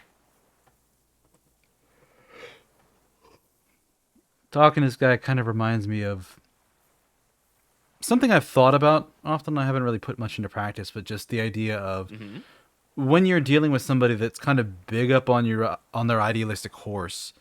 A lot of them have things in place for like what they're going to say if you respond to them via like arguing morals, arguing ethics. They've thought up all the points. And sometimes the best answer to that is, I'm not even going to try to be right. I'm not even going to care. I just don't like you, and go fuck yourself. Like, you can't meet somebody on a battlefield that they're prepared to fight on. You need to fight them on one that they're not. And for somebody to be like, I'm in the right. I'm doing what is best for, the situation, the whatever, just think like the biggest, most ham-handed villain who's just like, yes, I'm going to save the citizens of the people of the world from blah, blah, blah, blah, blah. And it's just like, I don't care. Go fuck yourself. I'm going to kill you now. Like that, there's there's a strength in denying them that delusion. And taking it from this ideological argument down to just a real, like, I don't care about any of that. I just don't like you. Right. I would agree. That's both a trope and a thing that you see, like, in real life. Absolutely. A lot of people will have... the way I view it is, like, not even they've thought about the arguments that they'll come up with, but rather they have arguments that they've heard and will parrot back to you. So it doesn't really matter how you approach them on, like, a moral, philosophical, ideological basis, an ethical basis, but rather they already know what they think, and they want to repeat it because it feels good. Yeah. Both of those approaches are, to bring it kind of back to this, are reactionary takes. If you're looking at things from like a leftist or communist perspective. They're, instead of looking at the material reality around them of how things are going, you default instead to either an emotional or an ideological perspective of like, well, I have this ideology that I prefer or that I think is right, and so therefore I'm going to default to these opinions in whatever argument we're having. Or, man, fuck you, you suck. Even if there's like some stuff that you're saying that's kind of makes sense, you're also doing evil out of this ideological dedication. And so in leftist thought, the way to kind of go about it is instead like non-confrontational, but like look at the material reality of the situation. Put the emotional stuff aside, put the ideological stuff aside, and this guy is clearly extremely steeped in ideology. and instead be like, what is the actual effect of the things that we're doing here? What is the actual material reality of the situations we find ourselves in, and then the positions that we're arguing for? No, not even that. Like, just sometimes when somebody wants to go high in big picture, go very macro in their defense for themselves, take it low, make it personal. Just like, I don't care about any of that. I just don't like you. Right. Oh, well, which if you extremely human. If you do this, then don't care. Don't like you. Don't like you. Don't like what you're doing. Right. And that's very much like an end to the conversation. Just Yeah. You're not letting that progress. Yeah. Which is, I mean, in some sense of situations, that's fine. Uh-huh. Because they're not actually going to change. Like, nothing you could say, either person in that situation could say would change each other's minds. Mm-hmm. That's common and very human. Yeah. It's the same thing. You haven't seen it. Not really. Not naked. It's impossible not to be afraid. It remains unclear what it is. He makes leaps he doesn't expect you to follow. And this was... It's also kind of when? reactionary. Mm-hmm. Self-justification. May the after 13th, the fact. 08, 44 years ago. The horizon was black with coalition airships. Their petroleum rose to the sky, and it looked like it formed the clouds. Storm clouds. When they started shelling, it was dark magic. The combined might of international capital. All at once, all the greed and terror in the world tore into Revachol. It lifted streets from the ground and turned houses into ghosts. We were in the flak tower. Yeah, that's how war works. Huddled on the floor. That is how war works. The artillery was 80 kilometers away in Ozon. But I knew the commune would fall. We would all be turned into ash. So I said I was going to the map room. A terrible shame, still within him. The lobes of his ears are red with it. The shame and smallness of what he became. I ran. I climbed the chain link across the water and hid inland. In the bunkers underground. Like the weakest of the weak. A mouse. Frightened of the ordnance all night. And the sound of the rotors in the morning. Whirring. Airships. I climbed out into hell. The landing was complete. The chain was submerged. I had to swim back. The fortress was half submerged too. Shattered. They'd all drowned in the lower levels, or got torn to shreds above. The anti-aircraft gun had malfunctioned. So had I. I left them without ideological direction. It was real. I'd seen it. I'd seen it in reality. Yeah, I've had enough of The your old man bullshit now. does not say more. Those black eyes of his keep piercing you as he looks to some great distance and shakes his head slowly, retreating from it. How does anyone survive?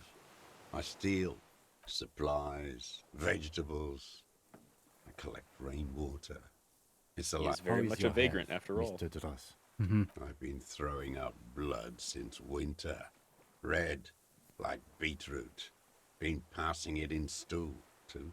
The RCM can provide medical services. I need to die. You don't have medical facilities. You have guns. That's all they give you. Toy guns. I mean, you definitely do have medical facilities, though. Yeah. I don't think anything's going to come from this. Giving him opiates is not going to help. He's not going to listen to this. I know how he's Found some. I know how he's coped mentally. You know how he's coped mentally, and you've found painkillers on the island, so he's already been using those. Yeah. He looks at you, his face parched from the sun and the wind. No, I am not a soldier. I am an ideological officer. I belong to the party, not the army. Sees Trained himself as more in than a historical soldier. materialism, then assigned as a political commissar by the party. These things used to mean something. But you were 15 and 16 years old. You weren't shit. He nods slowly. He certainly wasn't an adult. Then another drone. Certainly he's read some since then, probably a lot, but yeah, he was, I think maybe indoctrinated is too harsh of a word. No, but that sounds about he's- right, yeah. But he's like, even if it is too harsh of a word, he's kind of indoctrinated himself since then. Yeah. 43 years and 10 months. It's inhuman. It's sick. It's not how a human being should live, but I had to. I couldn't just forget. I couldn't just forget what I saw. So one crazy old man on an island can't let go, and all of a sudden, 7 people are dead. Also, there's, well, yeah, right. That's definitely true. But also, there's a parallel there, right? Who else True. can't forget? Very true. We're looking at ourselves in another 20 years. There's like Harry and our deserter, Mr. Dross here, are quite different, but also very similar. Yeah. He just couldn't. He nods, but he can now. What have you been doing during all this time? Hiding, fishing, waiting. Where the afternoon Waiting grows for late, what? on Rue de Saint-Ghislain, people walk home. Street lights will soon be lit. Further inland, the streets are alive with workers, men, women, children, street hawks and migrant laborers. The temperature is steady. Alto cumulus clouds form above Precinct 41. Storm clouds rolling in. Mm-hmm. 2 police officers step out of the Whirling in Rags cafeteria. Satellite officer Jean-Vic Mayer inspects giant letters across the plaza mosaic in dark red government-marked heavy fuel oil. So Jean's back. Patrol They officer are. Judith Minot points west. The fishing village. She glances at her watch. We meet in 15 minutes. It's a 10-minute walk. The officers go, leaving behind the writing, still smelling of petroleum. One day, it says, I will return to your side. Always waiting. For her to return. 15 minutes. They'll be here in 15. Well, there's no boat, so. Yeah, Girl they'd have to child. find a way to the island. Revolution. Girl child? What the fuck, man? What is his ideology like?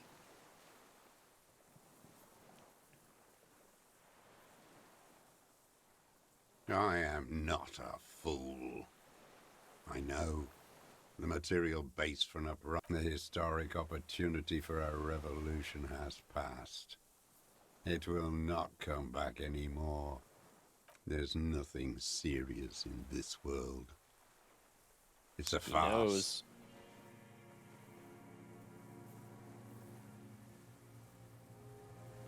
I've used it for killing people. Killing people? It's a gun. That's what they're for. You want a moralist defense. euphemism? Defending you. I've used it. Interesting. During or after the war? There is no after the war. Class war is never over. So he's continued killing after. This is it. You can feel it, like battery acid on the tip of your tongue. Something you haven't felt in a while. But this is what you live for. This is the shit. The He's great basically serotonin admitting. jackpot. The solution. Go in straight. No euphemisms. He doesn't like those. No. Be careful now. Slow and steady does it. Make him repeat it first. Don't mess this up. Remember, he wants to tell you. Get personal. Damn, a bunch of stats telling you slightly different approaches. Yeah.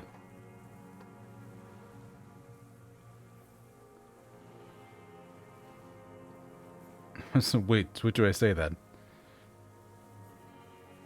The only one without quotes, so you're not saying it out loud.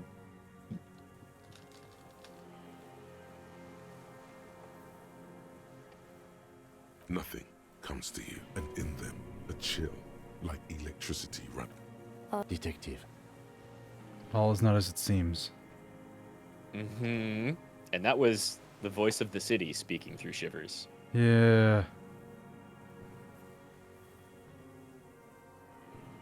I don't want to tell you anything, you grotesque murderer. And why Yeah, he did you does. think that was a good idea? Don't listen to me. I'm... The who now? He heard you. He just wants to hear you say it. You're in.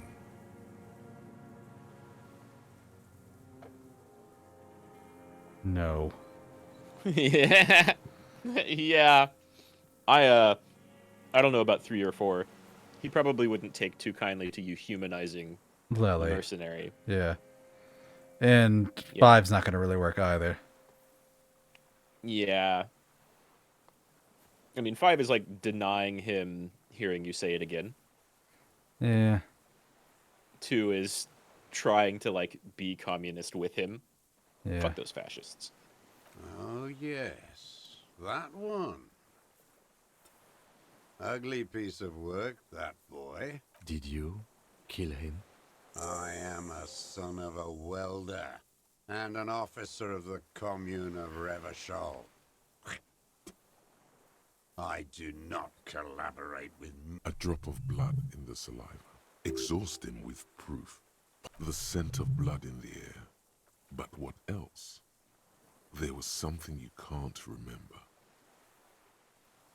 Wait, here it comes. The goddamn Maybells. The dried Maybells on Clausia's roof. There were Maybells in the grass when you got here. Nowhere else.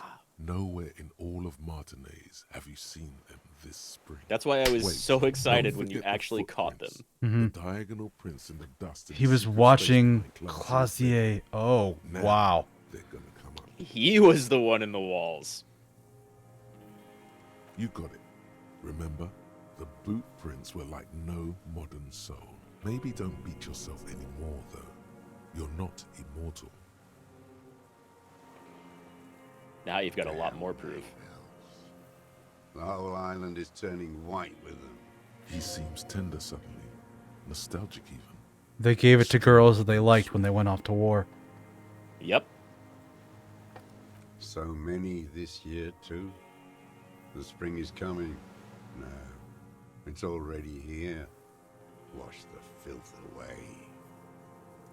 They blossom on the islets before we fertilize them with our blood. South, the Bay of Martinez is... The coast, too, before they piled their containers on top of it, filled with broken, useless... You must get around a lot to stay undetected all these years.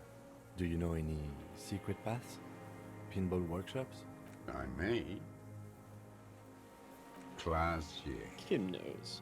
Yeah, he's put it together too. Mm-hmm. With the victim. almost. But you need one more. Just one. Or maybe two. Everything is brands with you individualists. Who cares what We're not here to brand discuss my the shoes ideology are? of brands. Sansa. Show us me your the source, fucking please, Mr. souls. Douglas. Fucking imbecile. The maker is Sensorique. The model is Collab, and the size is 43. These are not the unusual horizontal patterned soles. The size fits, but not the sole. It wasn't him in the wall. Well, maybe. He could have different shoes. Just like Ruby could have had different shoes. Yeah. Sire, he doesn't have to be wearing them right now. Bam. Bam. It wasn't. Racking those brains, are you? Desperate to report something back to... The lieutenant gives you a quick... The prints were his. You can see it in those eyes. The old man stares at his own prints in the ash around the fire. More. He's gonna crack. But you need a little more. I saw you poking around there, looking for evidence. You're damn diligent when it comes to dead fascies. Did you like the view? You had direct visibility. There are embrasures in the concrete, specifically meant for a top follower to use. And you had a long-range rifle in your possession. You've been here a long time, Mr. Dross. Too long. You need medical aid. I'm ready to die. I've done my part. He's practically admitting to it. Dead fascists for fascists. Done his part.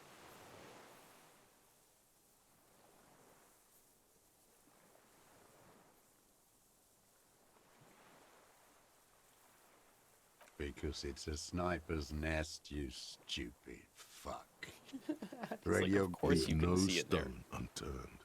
Get him on what matters most. Not a lot of guns around that use military-grade ammunition, are there? It's a real gun. Not like your little musketeer pistols. I've seen you prance around with those. Jumping hoops for the liberals. You look like imbeciles. Why don't you ask them to give you real weapons? Going against automatic rifles with these toy guns. Damn, he saw you. He's watched it happen. So he saw you. Okay. So what? Don't let it divert you. You know what? You're right. I'm convinced this made the shot. Should we call it? Good. This feels good, doesn't it? Tearing things up like this. When you have the murder weapon, you have the killer. Let's pause for just like half a minute. I'm getting some like audio stuttering on my end. Okay. I want to restart my connection through Discord here. All right. I'm going to grab a snack real quick. Okay. Sounds good to me. I think I'll be able to hear if I fix it, even without dialogue. All right, chat. 2 seconds. And I am back with my snack. But yes, Chad, I got a Niagara Chocolates brand peanut butter cups from the store this week, and I can tell you they are amazing. Yeah, you were speaking about those earlier.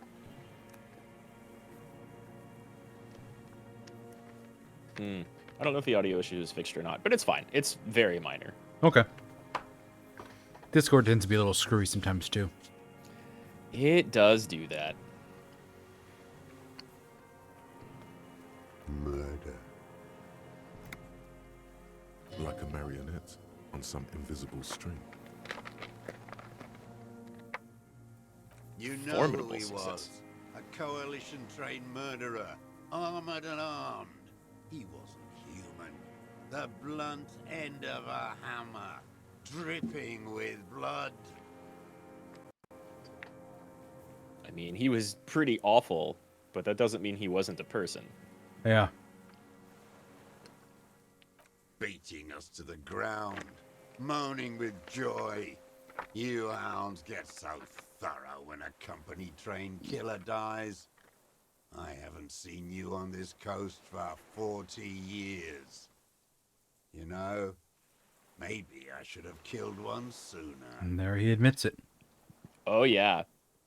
Though, Oh yeah, he's super admitting it. He's happy to have done it. yeah. For like multiple reasons. Yeah, very true. I had a thought and I just lost it. Let me see if I can get it back. Oh, Maybe man. he should have killed one sooner. It's more like when he was saying you get so thorough when a company trained killer dies. Like, that's what it was. Like, we weren't here because he died.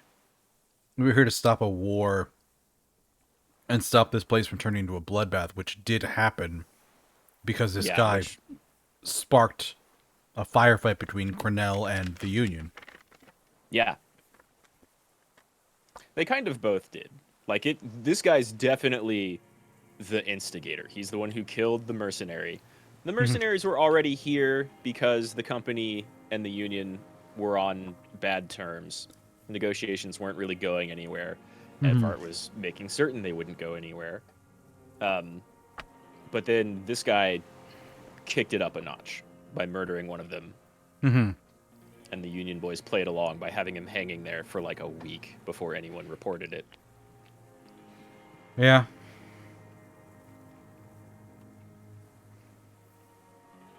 Got your attention. Now you stop beating druggies and prostitutes in your basement. Now you come to investigate. Not when they die by the hundreds. This is it. Shot him. Shot him. Say shot him, not killed him. Oh, the inhumanity. One paramilitary less in Revachol. The lieutenant raises his right arm to hush you. Hush. He does not need to be pushed anymore. The ball is rolling. I had them in my sights. Both of them. Him and the whore. I was breathing with them. In phase. And I pulled the trigger and flew on the air until I landed in his mouth. That's some imagery. Yeah. So he killed the man who was sleeping with a woman he had a crush on. Pretty much. I didn't think I had a shot like that in me anymore. I did. I saw him kneel there with his mouth full of death, and that stupid look on his face. And He's gonna wrap it up. still in her. He's gonna wrap it up in all of his ideology and be like, that dude was a fascist, he wasn't even human, he definitely deserved to die.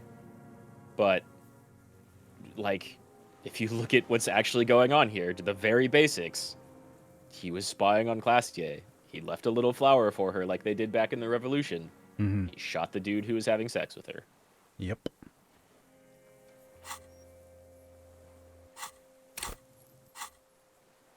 You've got so many points. I went do. to sleep. Next morning, there were Maybells everywhere. The world was white, or what's left of it anyway. My last spring here. I knew the fascists would come to avenge their own, and so they did. Mr. Dross, are you aware you're confessing to murder? Yes. So I've Very got one much more so. point. You've got like 6 or 7 now? Yep. Hell yeah. What am I even going to use them on? What are you going to use them on? Oh, God, I don't like the way you said that. And you were looking at them, the victim and a young woman, having sex, through the scope of your rifle that night? If the old man nods, Why? Because that's what they were doing. the motive.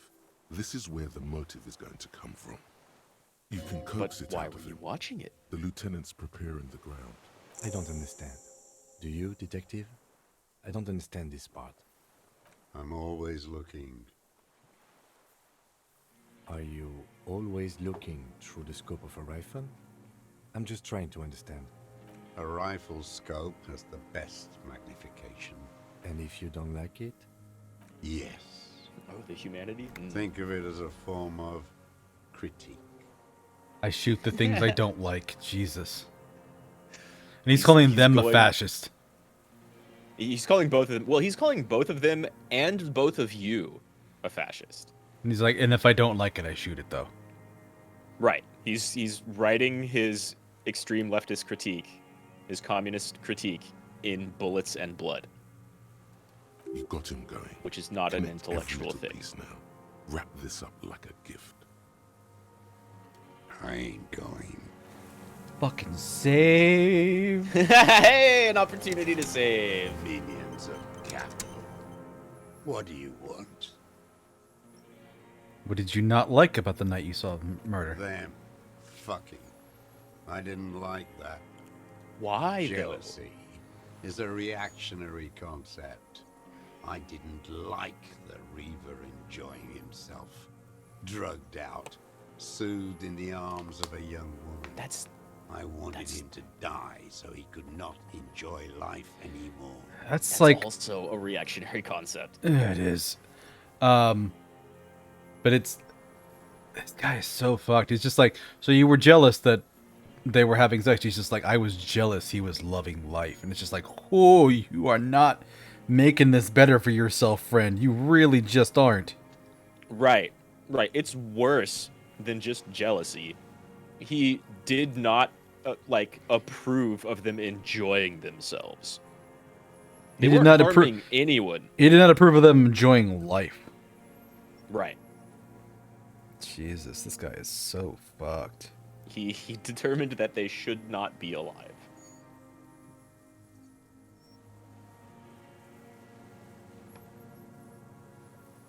And I wanted to see his head explode. That too. She should know better than to hold a child murderer between her thighs. I knew he'd be there for one more second, writhing. Could you just not, my bro? Could you just not?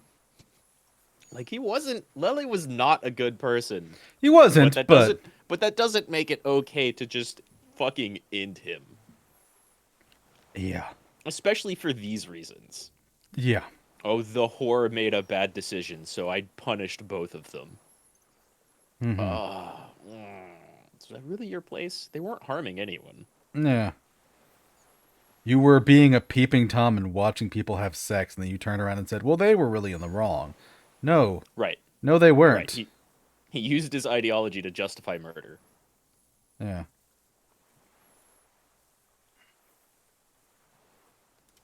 That's Because all he didn't it like takes them. for the bullet to reach his head. Now that I think of it, I wasn't aiming for his mouth. I wanted his brains to spill out on her. But you can't have everything. This man has seen past her, like you did. And now he longs to see her covered in blood, to punish her.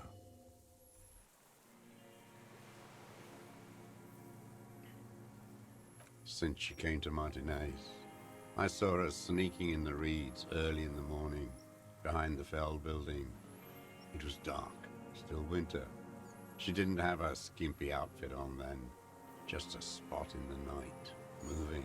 Past the Fell building on the coast? What was she doing there? Hiding something in the water. She had a fag after she'd done it. Oh. I was up in the ruins there. She couldn't see me, but I could see her smoking. Yeah, I think that's She was still a nervous, modern Britishism. but not scared. Her It's passport another name for a cigarette. and tickets to Villiers. And from there to Cachet Brut. He knows what she hid there. Mm-hmm. Yes, after she'd gone. It was a submersible. Well made, actually. Sloppy. We should have gotten her to tell us about this. Did you take the documents? No, I put them back. Why would I take them? I'm not going to found. Oh, I mean... I did. She had a face like an archipelago, with those birthmarks, and a body hard and lean and bruised all over, black and yellow. I could see she's taken a beating. I could see who she was, too. A spook, on the run. Revachal's the cloaca of capital now. All the bagmen and arms dealers end up here. The cloaca of capital? Right? God. That's some... Jesus, that's some alliteration. That's a hell of a phrase. Yeah. This is just where capital shits out everything. This guy needs a therapist in the worst way. He does. He's not dumb. Sir, you are At not all. well. No. But yeah, he is also very much not well. Yeah, he's not dumb. He's just opted to continue fighting a war 40 some odd years after it ended, living alone, watching people through a sniper rifle lens. Yeah, he's a combination of things. He's like crazily powerfully ideological to the point of letting that override his humanity, at least as justifications for himself, because he's still like getting jealous and emotional over somebody he doesn't like having sex with a girl he thinks is pretty. Yeah. He's smart enough to realize that like Claudia had been through a lot and was on the run, and she moved like a spook. Like, just from observing her, he accurately kind of summarized. Yeah, What he never spoke to her, but he knew exactly who she was. Right. You could tell she was a spook from the documents? She had different color hair on the photo, and glasses. Forged. Some sordid bourgeois affair. I heard about this kind of thing on the radio. And it was white-collar crime. Mm-hmm. I'm not blind, am I? How does he know about the minute details about her body if he was viewing her through a scope and only saw her documents? How could he see bruises if she was just a speck in the night? He must have. Oh, for fuck's sake! Holy shit! Wait, what? Tide loses? I guess you have to beat it. Weird. Good thing you were just able to save, yeah. Fuck that. Tide loses? That's news to me. Isn't it like a D&D thing? If you have a threshold, you have to hit the threshold and not go above it? Jealous. I guess it did. Yeah, in D&D, System you're playing. tying wins. Yeah. Yeah. There's The coals of his eyes glisten suddenly. man needs to feel something else. I chose something else. In this fight, it helps if you have your eye on something there. It's weakness, I know. Yes, over the years. It's not unproletarian to feel something. No, I don't. Well, that's a really know. contradiction. I was there one night and she was crying, like a child, in the corner of our room on the floor, like she does sometimes. Holy shit, this guy was like full on stalking her. The day after I killed him. Yes, I don't know why I do the things I do anymore. It's as if something put Well. the thought there to leave the flowers. What do you mean, put? A brief flash of terror. Maybe. I have these holes in my brain now. I wouldn't just sit here waiting for you.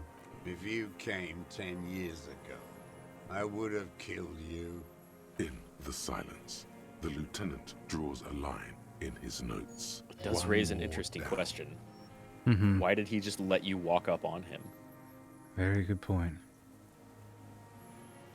Since she came to Monte, Past the Felby. hiding her passport. Yes. Yeah, these two we've seen. No, I did. I could. You could tell she was... She had. I'm not blind, am I? It quickly comes to you. There it goes. Oh, yes.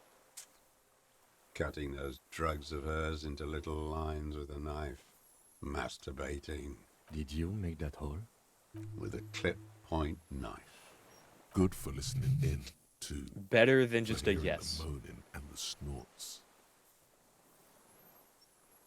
Like that, too. Yes. Bending like a bow against the glass. I've been through all of Martinez. Every nook and cranny.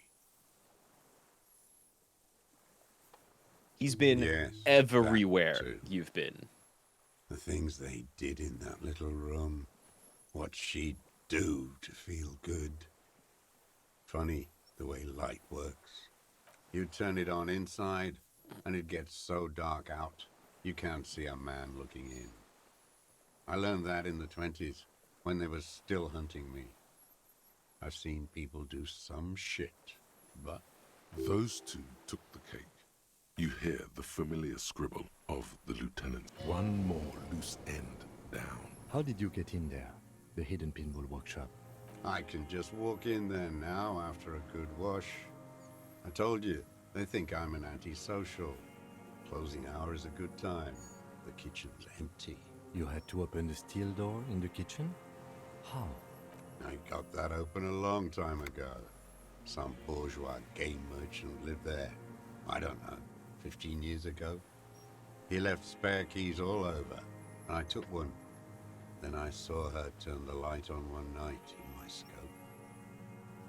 Andy found use for it. A spare key, like the one hanging behind the Union Box window. One more thing. The flowers, Mr. Zoss. The dried flowers that were on the roof. What about them? There, he's already admitted to it. Just ask.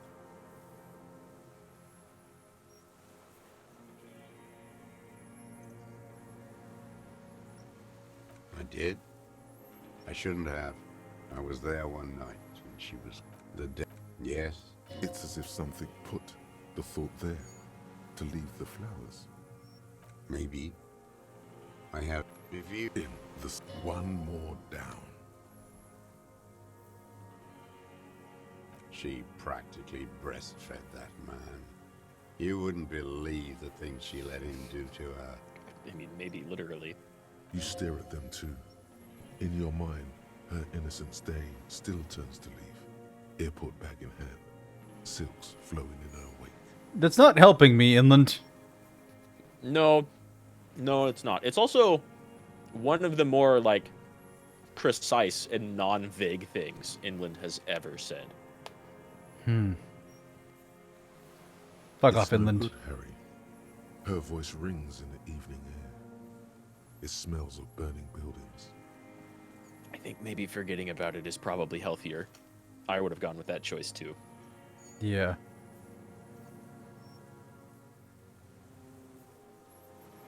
You saw through her, so did I. Number 3, man, if you play a fascist playthrough, there's a lot of anti-woman dialogue. I'm sure, yeah.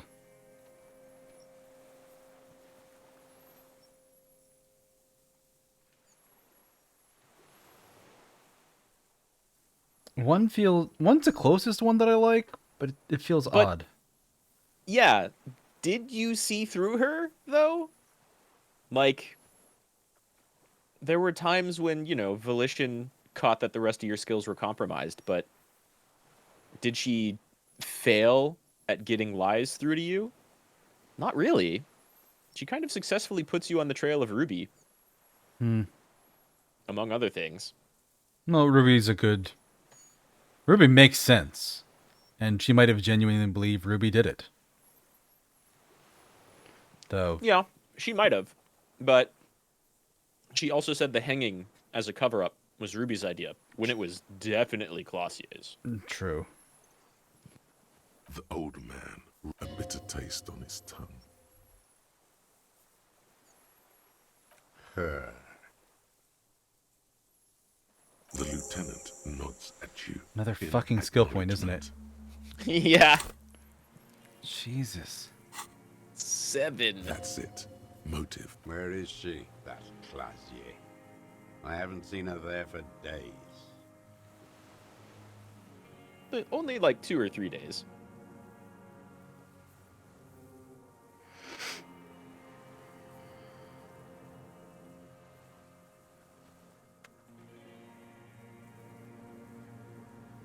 One and 2 are definitely true. Mm-hmm. You could lie to him just for fun, because fuck this guy. Yeah.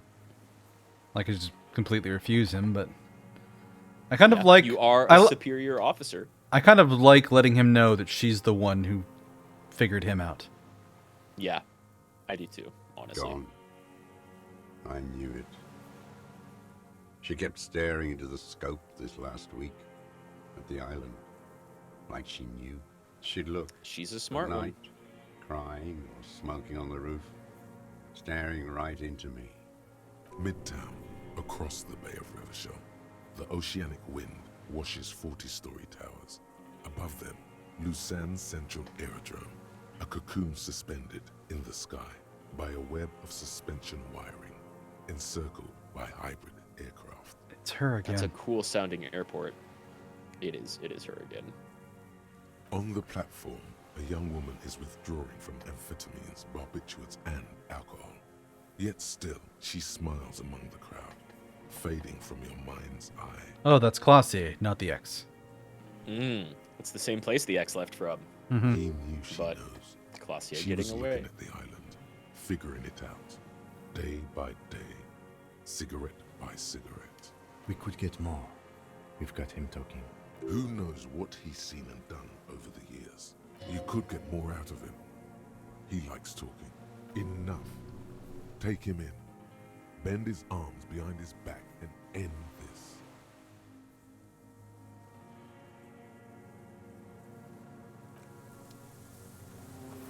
I think you want to make that composure check. The old man stares despondently. Well, also, we're looking at it like, what's the stat? And I have 7 fucking skill points. Yeah. It's composure, which we have, like, nothing in. Where is composure? There. Very bottom right. Because why not? Sure. Why not? This feels kind of like the end, right? Hear that? Magnesium. That's what you're lacking. The lack This of is magnesium oddly is timed. Well, we put a bunch of points into it. Yeah. It has nothing to do with old going man on now stares and everything to do with composure. at the logs. It's like he's forgotten you're there. What strikes you about this gaunt man is not the stomach pain, or the cough, or the malnutrition. For a man who's spent 44 years hidden in the urban wild, indeed, he speaks fluidly. His movements are rapid, if erratic.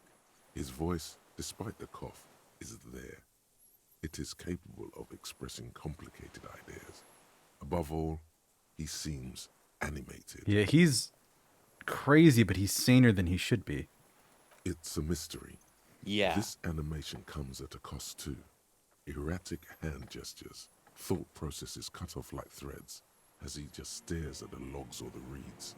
He also suffers mood swings, bubbling to the surface, unconstrained by his nervous system. He's even, like, very antisocial. He hasn't been keeping company for 40 years. Mm-hmm.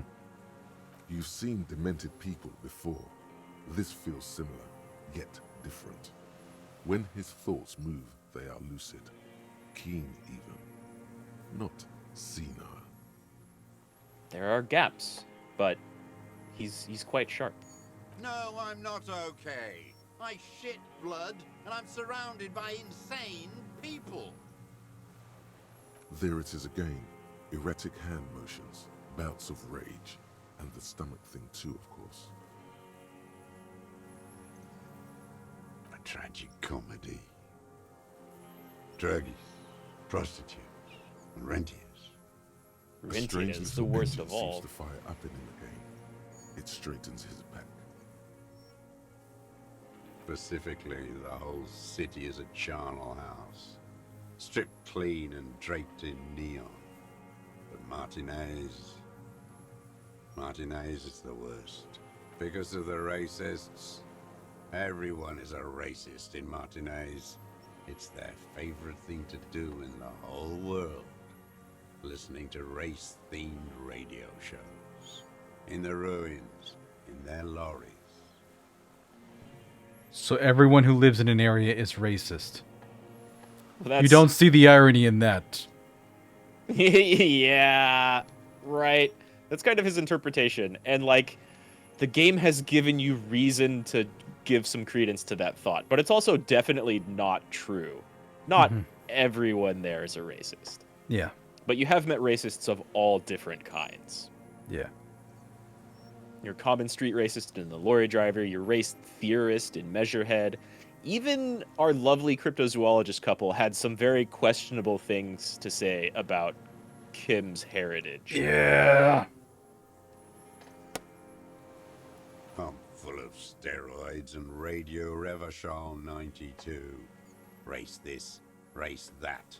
It's all sanctioned by that Social Democratic Union and the farce of a Social Democrat who runs it. Yes, the fly larva in his container. He let some nihilistic advertising yuppies erect a statue of Philippe III, a syphilitic murderer, on the town square, to spit on the working class. Not since the serfs of ancient Pericarnassus has history produced a more inert social class than the Martinez proletariat. The rest of Revachol at least pretends to rebuild. These people still live in ruins. Intense, like animals, Like those boom boom morons on the ice. A pity they didn't drown in that tent of theirs. The worst of them is the blood-drenched Sucrion on her yacht. Oh. Licking her lips. Yeah. The old whore's gone now. Her gun-toting porcelain men are dead. So, actually, no. The worst is that old cock parading around in his uniform, throwing balls all day. It's not enough that the racists and liberals are dancing on our graves. The old loyalist ghouls still parade the ruins too. Yet, Every morning he's there, while the parasites he fought to protect are off in Ozon, or Quayamoran, or some other island they built their palaces on, feeding on drugs and having sex with their own children. Oh. that's pretty dark. So he knows about Renee, who was out there every morning, and who is as old as this guy.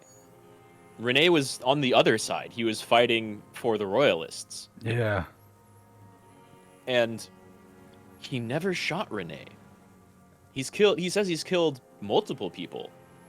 Like we went through the whole thing about saying, identifying that he definitely killed Lely, but he's admitted he used his gun for killing. That means multiple kills. Yeah.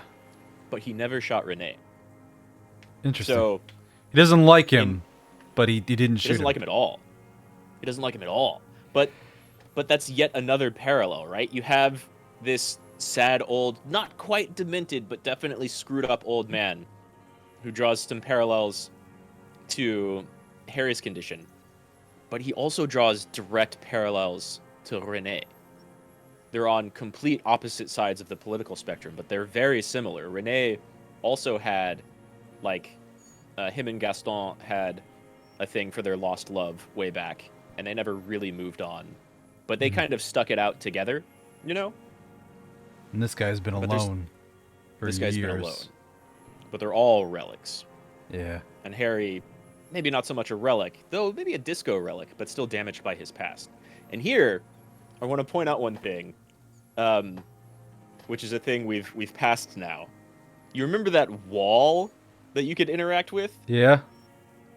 So if you pass the, I think, conceptualization check, you get several different options to just paint a mural on the wall. Uh-huh.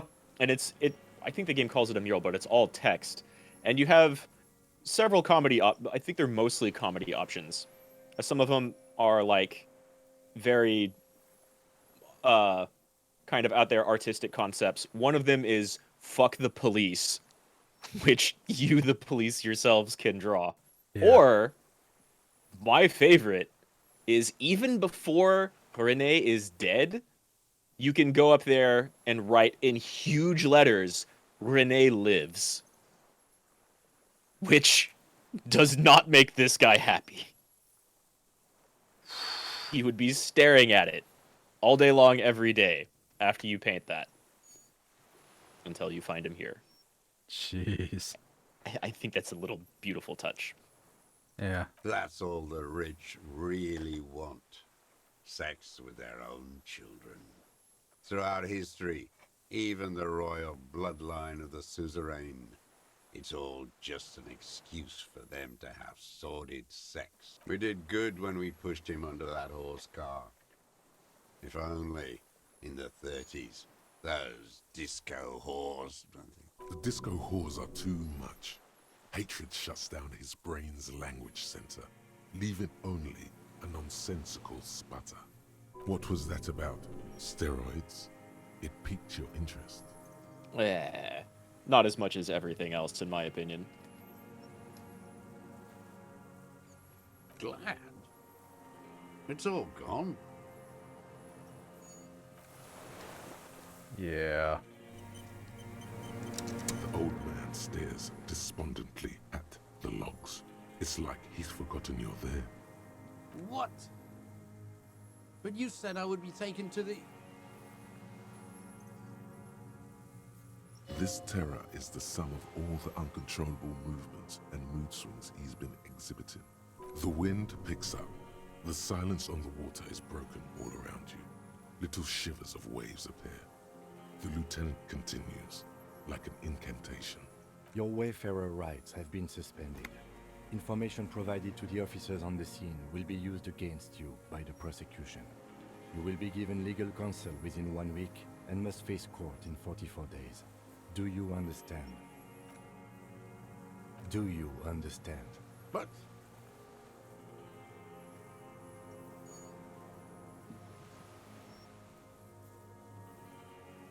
I guess he was expecting to be taken to like a military tribunal or something? He seems confused now.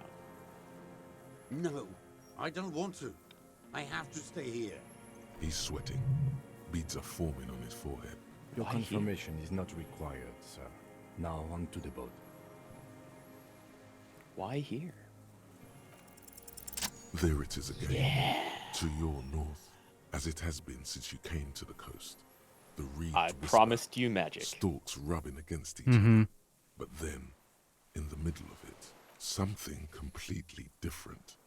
It sounds like a bow, very slowly being drawn against the strings of a violin. A very small violin, made of reeds and rushes. Maybe there is room for 3 on the boat. What? What are you talking about? Is this really us? Your skin crawls. The Insulindian Phasmid?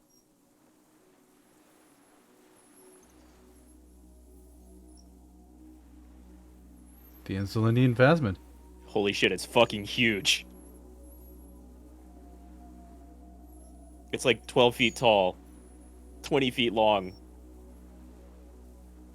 A delicate tangle of arms and legs unfolds from the reeds, limb by limb, to then just stand there, moving its scythe-like arms in ghostly silence. It's still there, an What are you talking about? He doesn't see it. There's nothing there. The stick insect is But his over eyes 3 are meters perfectly tall. working. It looks straight at you. Yeah. With its tiny pinprick eyes. Kim and hasn't its responded. grotesquely small head. Not yet. You feel your legs shaking under you, and your gun hand move to your holster to grab the gun. Tell me what you see, damn it. I can't make out one small thing in the reeds. I can see it. Oh, Shit. thank you, Kim. It's totally real. 4 simple words, thank God. If you can see, then you're not insane. But that means it's really there, spinning slowly, in absolute silence. Its limbs long and slender. Be very, very careful.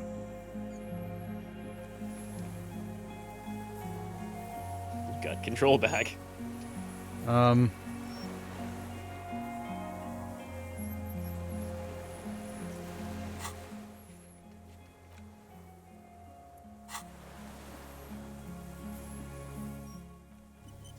The fucking cryptid is real. The fucking cryptid is real, and it shows up The creature stands right as you're on long, arresting. You stilt-like finally legs, find the murder. antennae Murderer. hanging from his head like a woman's hair, white and curled at the tips.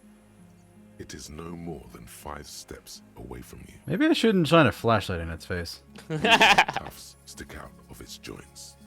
As the insect moves its forearms, it produces a faint hiss, like a reel-to-reel machine spinning after the tape breaks.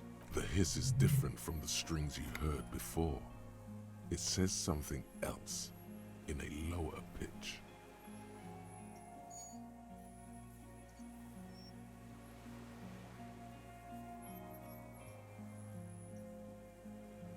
It is.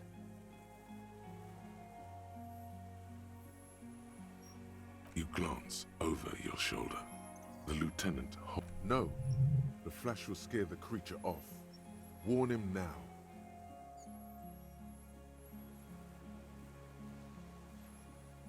We need a photo. No one will believe us. From the corner of your eye, He's you not see wrong. a sudden cascade of motion ripple through the phasmid's limbs A series of ultrasonic. I won't be one of those fools who didn't take a picture. So he's not let taking his it yet, pride but get in the he's way. ready. You see the phasmid turn to him. Its mandible antennae reaching out. Its motions are quick, sudden.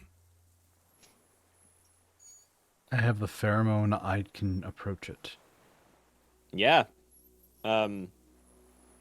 What's his name? The cryptozoologist sprayed some phasmid pheromone he made on you. Yeah, true. I don't think the pheromone will do anything.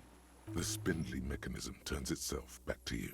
Its antennae taking their measure of the air. Slowly. Red check. We can't just leave it standing there. You've never seen him get this excited. Oh, for fuck's His sake, voice is almost trembling. He won't let you back out. You did just save right before this, though, thankfully. With your breath held, you take 2 small steps toward the phasmid. The creature lets out a series of ultrasonic clicks that swarm around your head like swallows. Like laughter, a sort of happiness. Sweat drips from your brow, soaking your light and chest. low. You reek of it, your chemicals.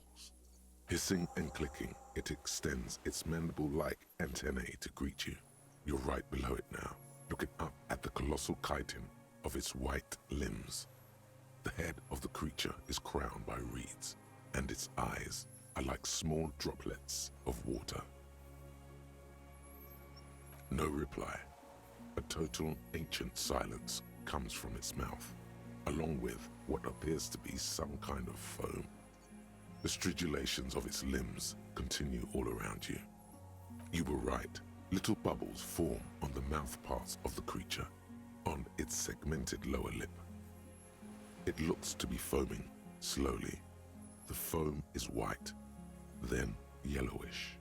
The faintest smell, like you've never felt before, like burnt roses.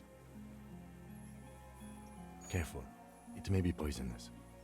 The foam slowly turns a darker shade, like burnt caramel, letting out that same smell, like summer burning.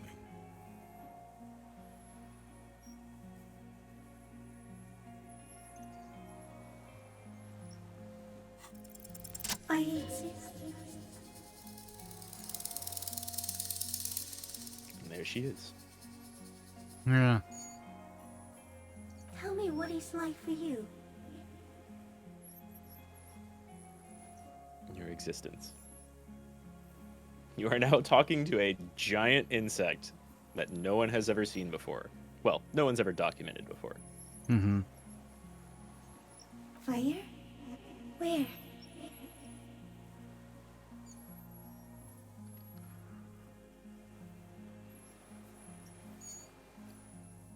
I do not have fire inside me.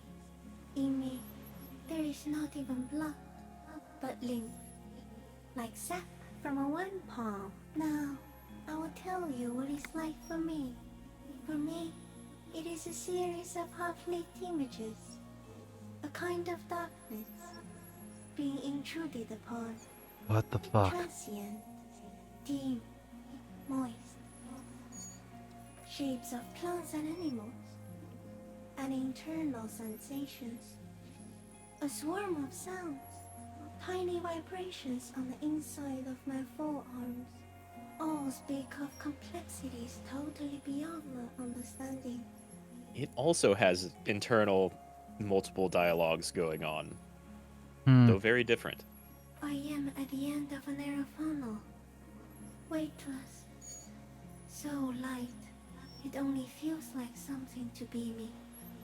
In truth, perhaps I'm nothing. I certainly do not have a soul, and if I did, it would never burn. It is a consciousness totally unlike yours. Well, mostly unlike yours. Hmm.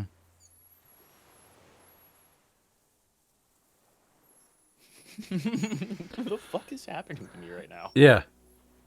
I like you. I like me. What the fuck? I don't like any of those answers.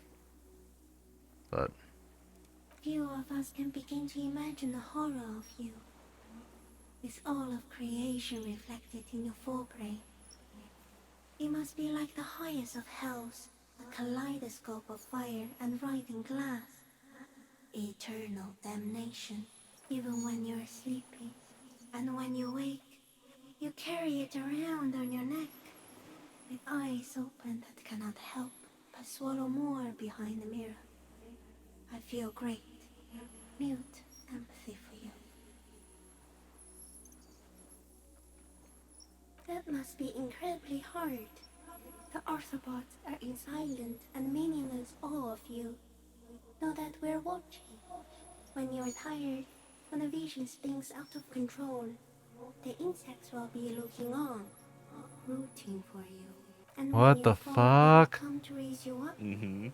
Bud from you, banner-like, blossom from you and carry you apart in a sky funeral, in honor of your passing. But not me, because I'm just a leaf eater. The bugs Honor think you're of really your shit, cool. Lieutenant Defrater, which you kept together in the face of total unrelenting terror, day after day. Detective, arriving on the scene. I fucking love that. Mm-hmm.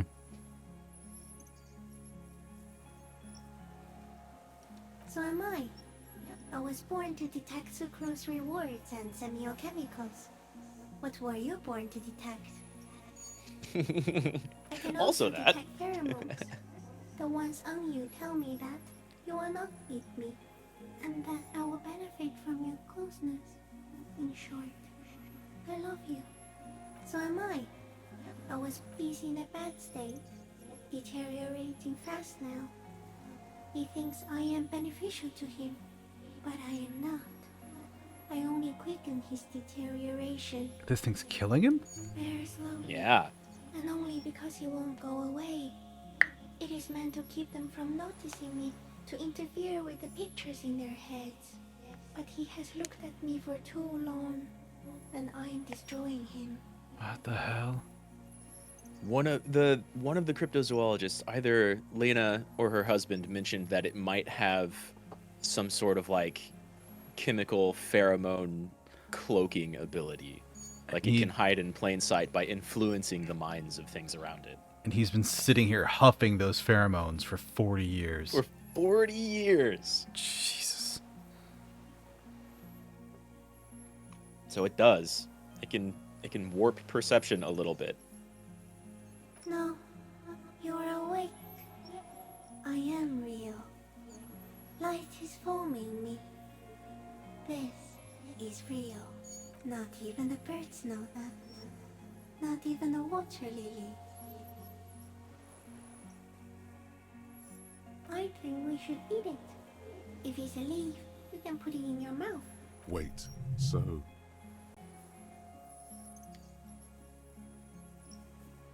Yes, Politeness. of course, the 3 meters tall stick insect. Would it even understand the concept of being offended? I am an But unknown that is the polite species reason, of the polite answer. Phantasmadia, endemic to the Insulandia Insula. For the last 350 years, I have hidden in plain sight, masquerading as the reeds, molding, cloning myself, unfolding at night to play with trash bins and boys, and went unnoticed by the first settlers and the land surveyors of the suzerain. Also, by the soldiers of the revolution and the officials of the occupation. Even the Seminese islanders who came here first, but did not stay, have not seen me. I have stayed hidden through 4 forms of government and 2 scientific revolutions, until I was accidentally discovered by a detective of the citizen militia in Rebelshaw, district of Martinez, March 51. I like to think that this thing doesn't even know any of those words. It's just speaking to you directly inside your brain. And Yeah. so those are like the reflections of the concepts that are popping up. No, you are. The moral of our encounter is, I am a relatively medium life form, while it is you who are a total extreme madness.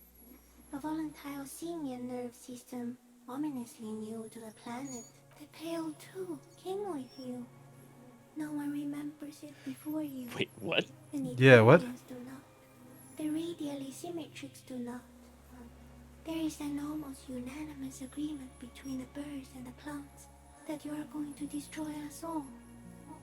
It is a nervous shadow cast into the world by you, eating away at reality. A great, unnatural territory. Its advent coincides with the arrival of the human mind. You're a violent and irrepressible miracle.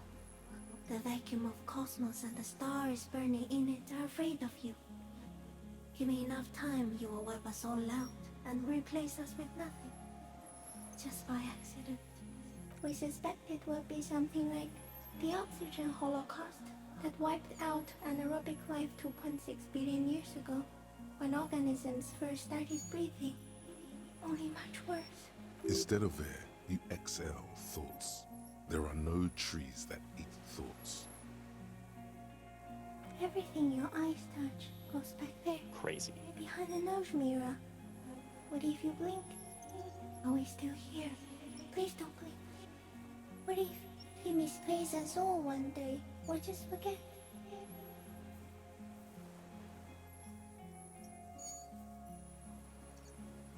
Please be. Or one day, one of you will close your eyes and sign, and open them to see that none of this ever existed. Kim, am I okay? It doesn't look like that, no. Hey, what does it look like, please? You're just Right? staring at it. He's not hearing any of it. Uh-huh. I think we should take the picture, and then you should back away from the unstudied species. No, there is one more.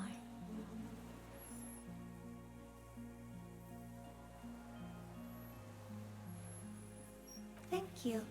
I also have one more thing to say to you before you go. That woman. Turn from the ruin. Turn and go forward. For all mankind. It's definitely in your head. Yeah. She was hell on earth.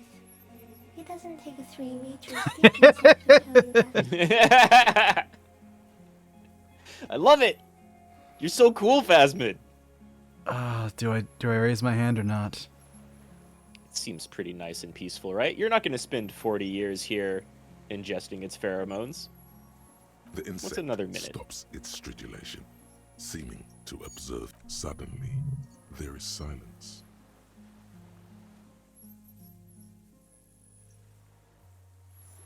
As you do, the invertebrate comes to life. Its limbs move, praying to you.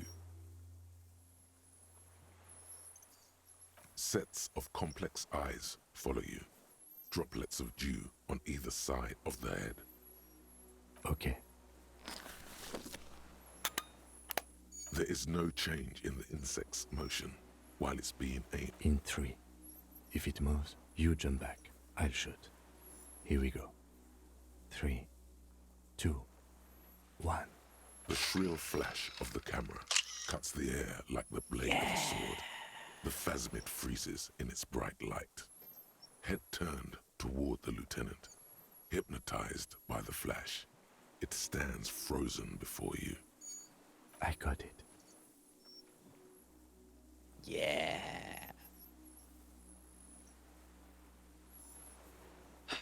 You've got proof of the Insulindian Phasmid.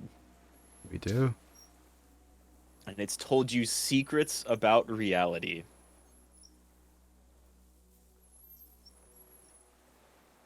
The antennae hang from a great height. And it's very With kind. your hand shaking, you barely touch the tip of the left whisker.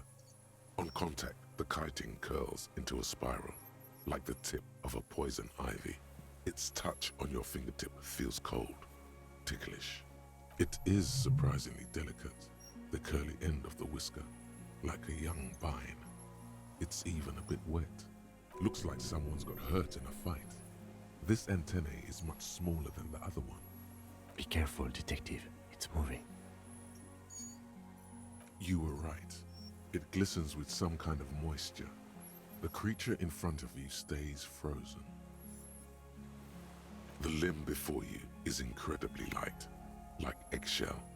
It's much lighter than a reed. You feel a soft warning. A sudden shiver passes the limb. Looks like the creature is awakening, wave by wave from its stupor. Another shudder pulses through the creature's limbs. Yeah, I don't really want to piss it Jolts off and back get to stabbed. life, like a record continuing where it left I mean, off. that's fair. It is large. Swaying, Yes. praying motion. Even the small black pearls of its eyes do not stray from you. As you're turning away, the phasmid mirrors your movements, stepping on the water, the long limbs carrying its feather weight without breaking its surface.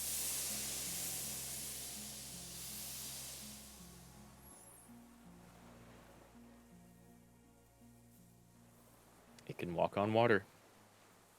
Yep. And just like that, it's gone, skating away across the sea's calm mirror like a skipping stone, leaving nothing but circles on the water. And something under it, in the place it stood. It's gone.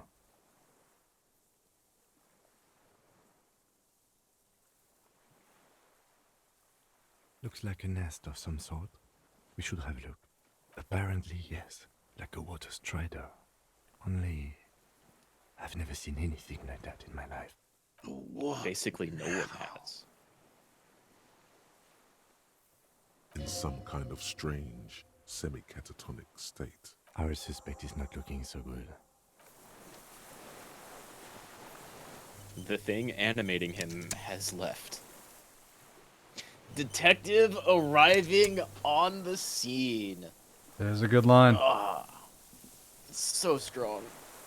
Hey! The helmet. It's the helmet. It's the helmet Kuno kicked into the ocean. And a rifle scope. Uh-huh.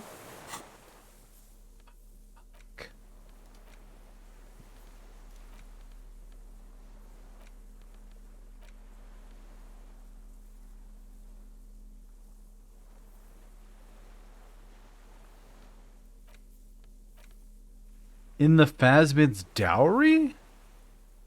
Mm-hmm. It was holding on to it. Maybe because it's one of those bugs that likes to collect things for its nest. It did say it was playing with, like, buoys and such. I think there's something else there to check first. No? No? No? Alright, never mind.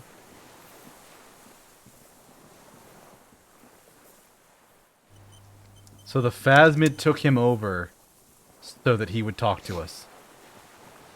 What is it? It's... What do you want you can from draw a lot from that, I right? can't go. Something It's very, is like- very wrong with him now. Nothing is stated explicitly, but clearly it was influencing him somehow. Mm-hmm. Maybe that's why he didn't shoot you. Yeah. Maybe that's why he had holes in his brain. Maybe that's why he was so lucid, but also kind of deranged. Mr. Doras? The man does not respond. He keeps staring, black eyes glazed over and bulging from their sockets, his gap-toothed mouth shaking. A light shiver passes him. He's going into some kind of psychomotor immobility. The good news is, this solves our transportation problem, doesn't it, Mr. Doras? The trembling mouth appears to sigh. Between this and the broken tire he's used for a boat, I think it's safe to leave him here, while we go and get help.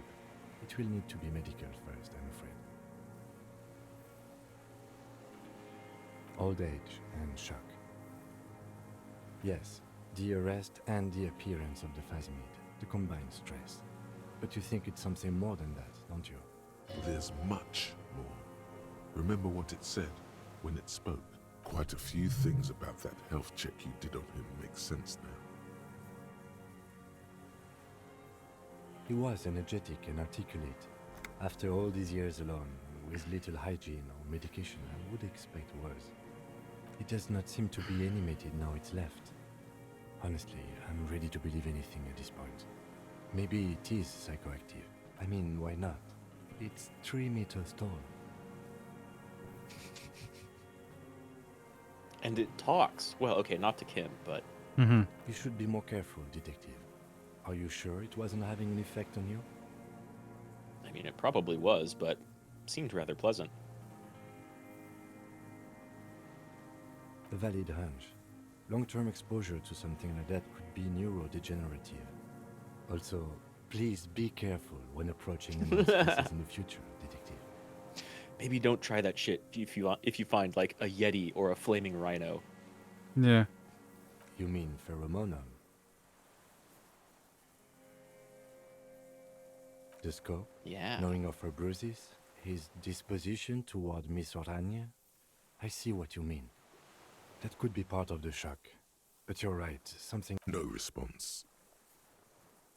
Then how did we see it? Oh, you mean, whatever does this, does it over time? Teenagers, kids, drunks, sightings are brief, and hence not credible. But anyone who spends a long time with it.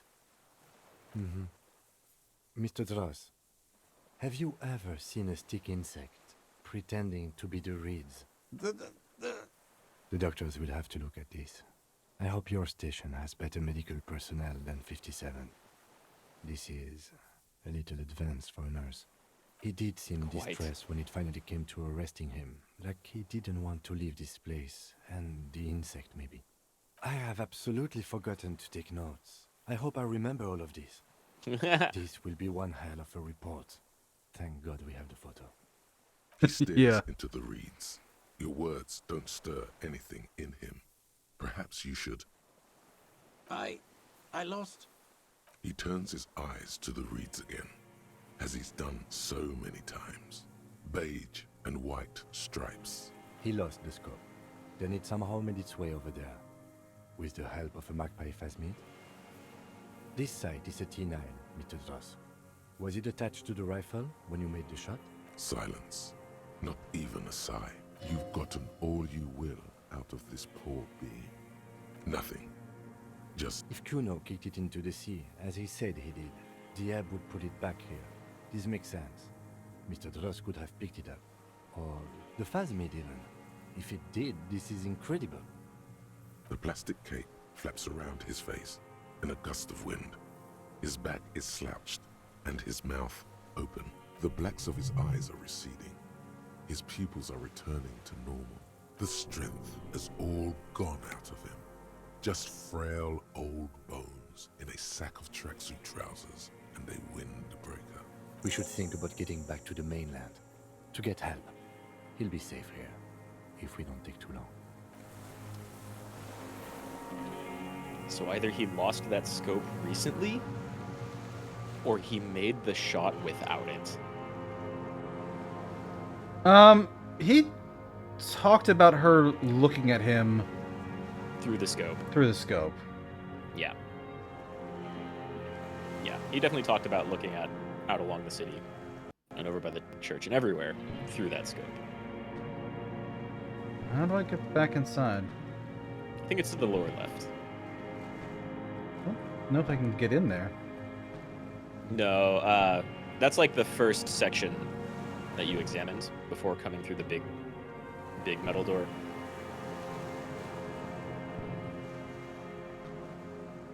Okay. Yeah. And we still have to deal with our other cops who are on the take with that mobster. Well, like, we've established that some cops are definitely on the take. There definitely are corrupt police. Well, there was the ones that showed up here with us. Our partner, who we know is back in town, because while we were talking, Harry's like, yeah, they pulled up in the car. They're going over to the, across the waterlock. Yeah, Esprit de Corps ICM. showed us that they were coming this way. Familiar somehow.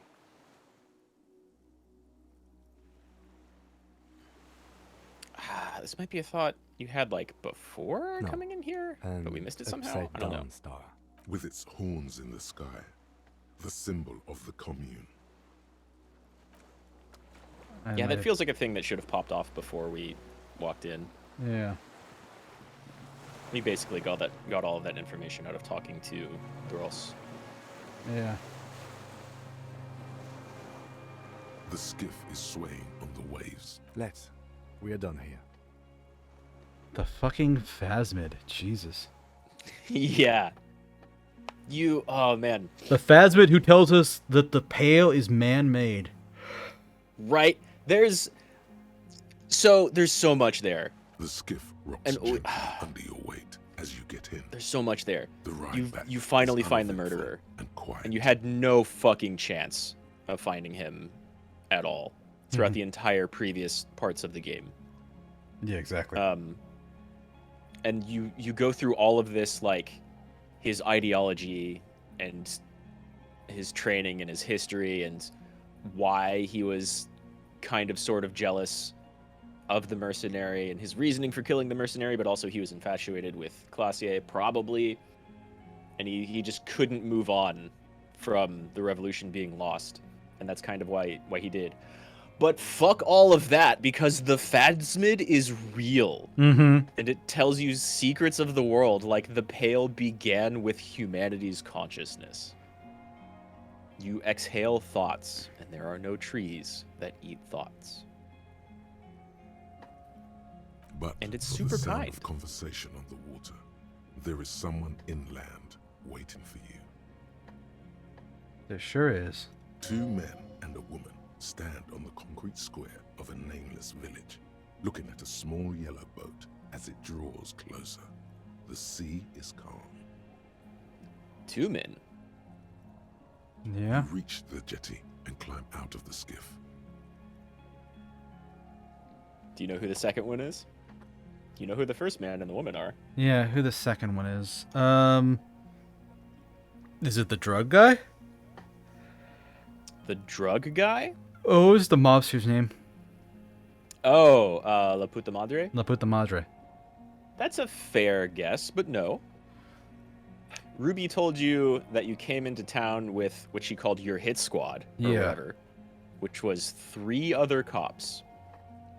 Mm-hmm. The 2 we Seen met, 2 of them. and a third who we don't. Mm-hmm. No, I don't know who it is. Okay, you'll find out shortly. Or I can give you a hint if you want to keep guessing. You can give me a hint if you want. You've totally met him and spoke to him at moderate length.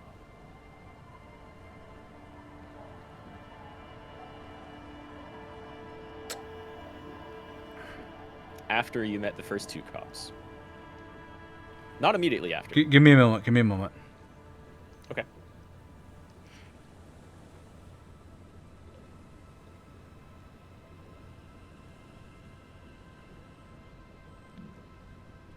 He wouldn't be part of the Union, because that wouldn't make sense. Yep. It's not the kids. It's not someone that was in the abandoned building, so it's not the Sunday caller, and it's not the smoker. Mm-hmm. Somebody across the water. Mm-hmm. It's either the dad with the kid, or one of the kids in the nightclub, or... That would be wild. Or it could be one of the guys drinking. Doom Spiral? That would also be pretty wild. Well, you said I talked with him at length. You did. Doom At like moderate length. But Doom Spiral's... It's not Doom Spiral, and it's not any of the people in the church. But you did mention him. It's the dude with the kid who's standing outside the Feld building. Interesting. Who Look what the didn't tide feel like brought here. revealing to you that he was a cop. Mm-hmm. I want to call you a teapot, but I'm honestly kind of impressed. No idea where you got all that gear, but there's no doubt in my mind that some bad people are looking for it. Also, you look like a fucking idiot.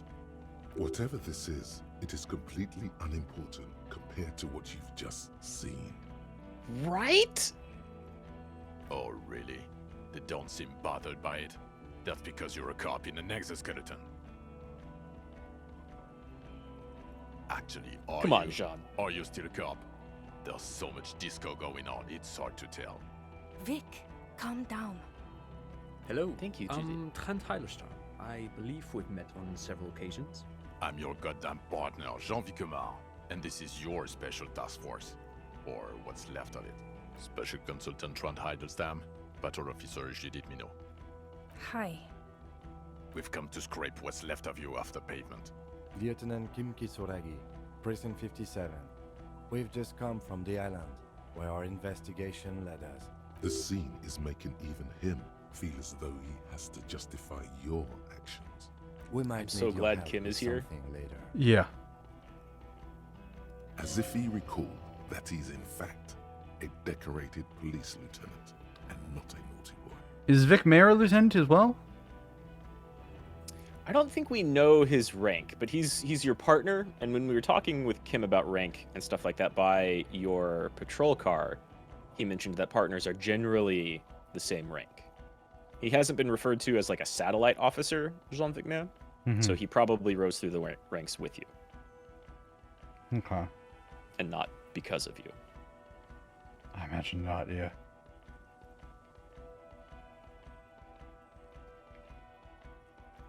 But this is clearly a departmental matter, so I'm going to leave you to discuss it among yourselves. Please stay, Kim. It's good to meet you, Lieutenant Kitsuhagi. Letting the lieutenant know he shouldn't feel embarrassed over the shitstorm that's about to befall you. Ari, we want to help you. Trant, I believe this is where you come in? I don't quite know what I'm doing here. I was asked to participate as an expert. I think I need to manage your expectations a little. I'm at best an enthusiast in cognitive science. He's here to evaluate you. My background is in something else entirely. I engage in neurology on a merely theoretical level. In fact, I should probably get going. Uh-huh. No, Trant, it's too late. You're part of this shit now. What have you got to say for yourself, shit kid?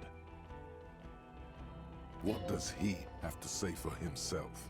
He left you to catch the bullets. He did do that. Your partner, your professional squad here, they weren't really with you through a lot of this adventure. They weren't? God damn it, Harry. You told us to fuck off. You said we're cramping your style. Your detective god. Fuck everything. All we burn. Detect or die. So you Okay, left me to that does face this. sound like... It sounds like old Harry, yeah, but also you It left... does sound like old Harry. Yeah. You left me face a squad of trained killers alone just to teach me a lesson. Yeah. It wasn't like that. Fuck you, Harry. We didn't know there was gonna be a tribunal, did we? Oh. He is Satellite Officer Vic Mayer. Where did... Oh, yeah, it is. Or that's just an insult you lobby at him. I'm not sure, actually. Eh. Are you sure? So you haven't been telling everyone what a boring cop you are? And that you should kill yourself? People say you've been out of your mind. I asked around. I mean, those two things don't really go hand in hand, though, do they? No.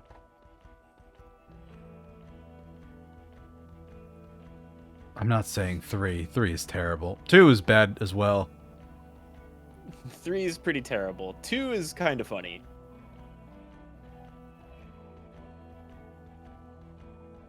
Yeah, Major Crimes Unit, under Lieutenant Dubois and Vicomar. Ring any bells? Refresh your memory? It's a goddamn Major Crimes Unit. There's you, me, Jude, Tron fucking Idlestown, and Guillaume Baby. I'm technically just a civilian advisor. Oh, fuck you. You're part of this shit show. Oh, that's an interesting story, actually. Guillaume Bevy is a police reporter who joined our team. He was really good. Then he left because he lost faith in your ability to lead the unit. Other people have left too.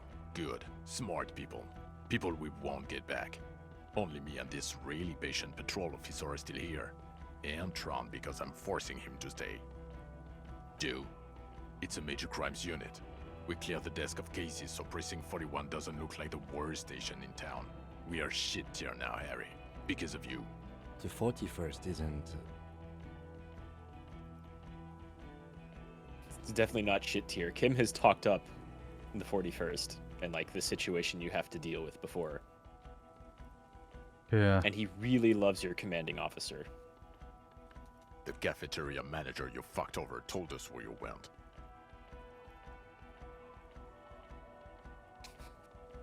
Damn you, cafeteria manager! Yeah.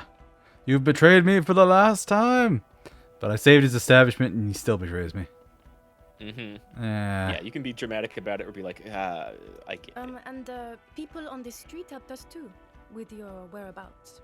You're a legend among the drunks, Harry. A legendary local drunk. The bells aren't ringing because you have brain damage. Trant, this is where you come in. How bad is it? Well, he doesn't have visible tremors, he talks without slurring, he can drive a boat, he's standing, reasoning. All good signs, but complete retrograde amnesia, episodic and semantic. Meaning, you forgot both who you are and the definitions of money, e-solar, pound, and so on. Yep. As displayed in the station, Very true. Our interactions with him, and I don't want to be a snitch, but also mine with him before when Harry did not seem to know who I was. It's all very interesting. Interesting? Yes, interesting. I have my theories, but I would like to hear Harry's thoughts first. Harry, what do you think happened to you? Neurologically, psychologically, and why not socioeconomically? Neurologically, physiologically, and politically. Yeah. So 1 is dumb. 2 is... Yeah. 2 is literally what happened. 3 is deny it all. 4 is interesting. Yeah, they don't know about the hole in the world inside the church, and Kim can back you up on that. And then something's 5 is, actually, this is how I solve everything anyway. Which they would call me out on. 5's a bad answer. I think your partner would hate you for that. Yeah. But others might have something to say. Yeah, Vic Mayer's interesting there. Mm-hmm. Or not Vic Mayer, the last one. Something so bad happened to me that couldn't be me anymore. Mm-hmm. Hey, maybe Vic Mayer knows something about that. You've been partners for who knows how long. Probably. None of these say Corresponding to conclude. the 20-centimeter hole in your brain. Sure. This theory has great symmetry. I see how it folds into itself neatly. Precisely, Satellite Officer Vic Mayer. It's Martinez.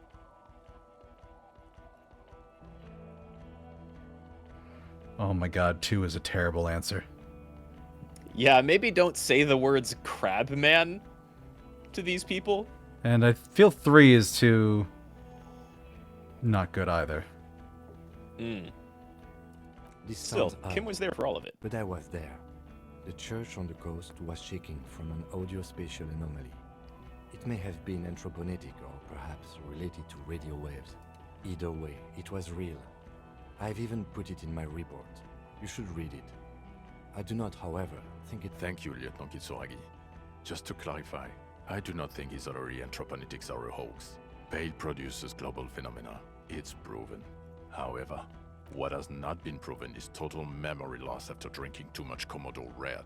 But Detective Vigmer, he has blanked out before. Yes, a couple of times. You have? After some of the more Really? serious benders. One was after the 2 drunks case, the other when we looked into that mural. The 2 drunks case, that's when there were 2 drunk people that I beat them half to death so they stopped being drunk out in public. What was the mural one?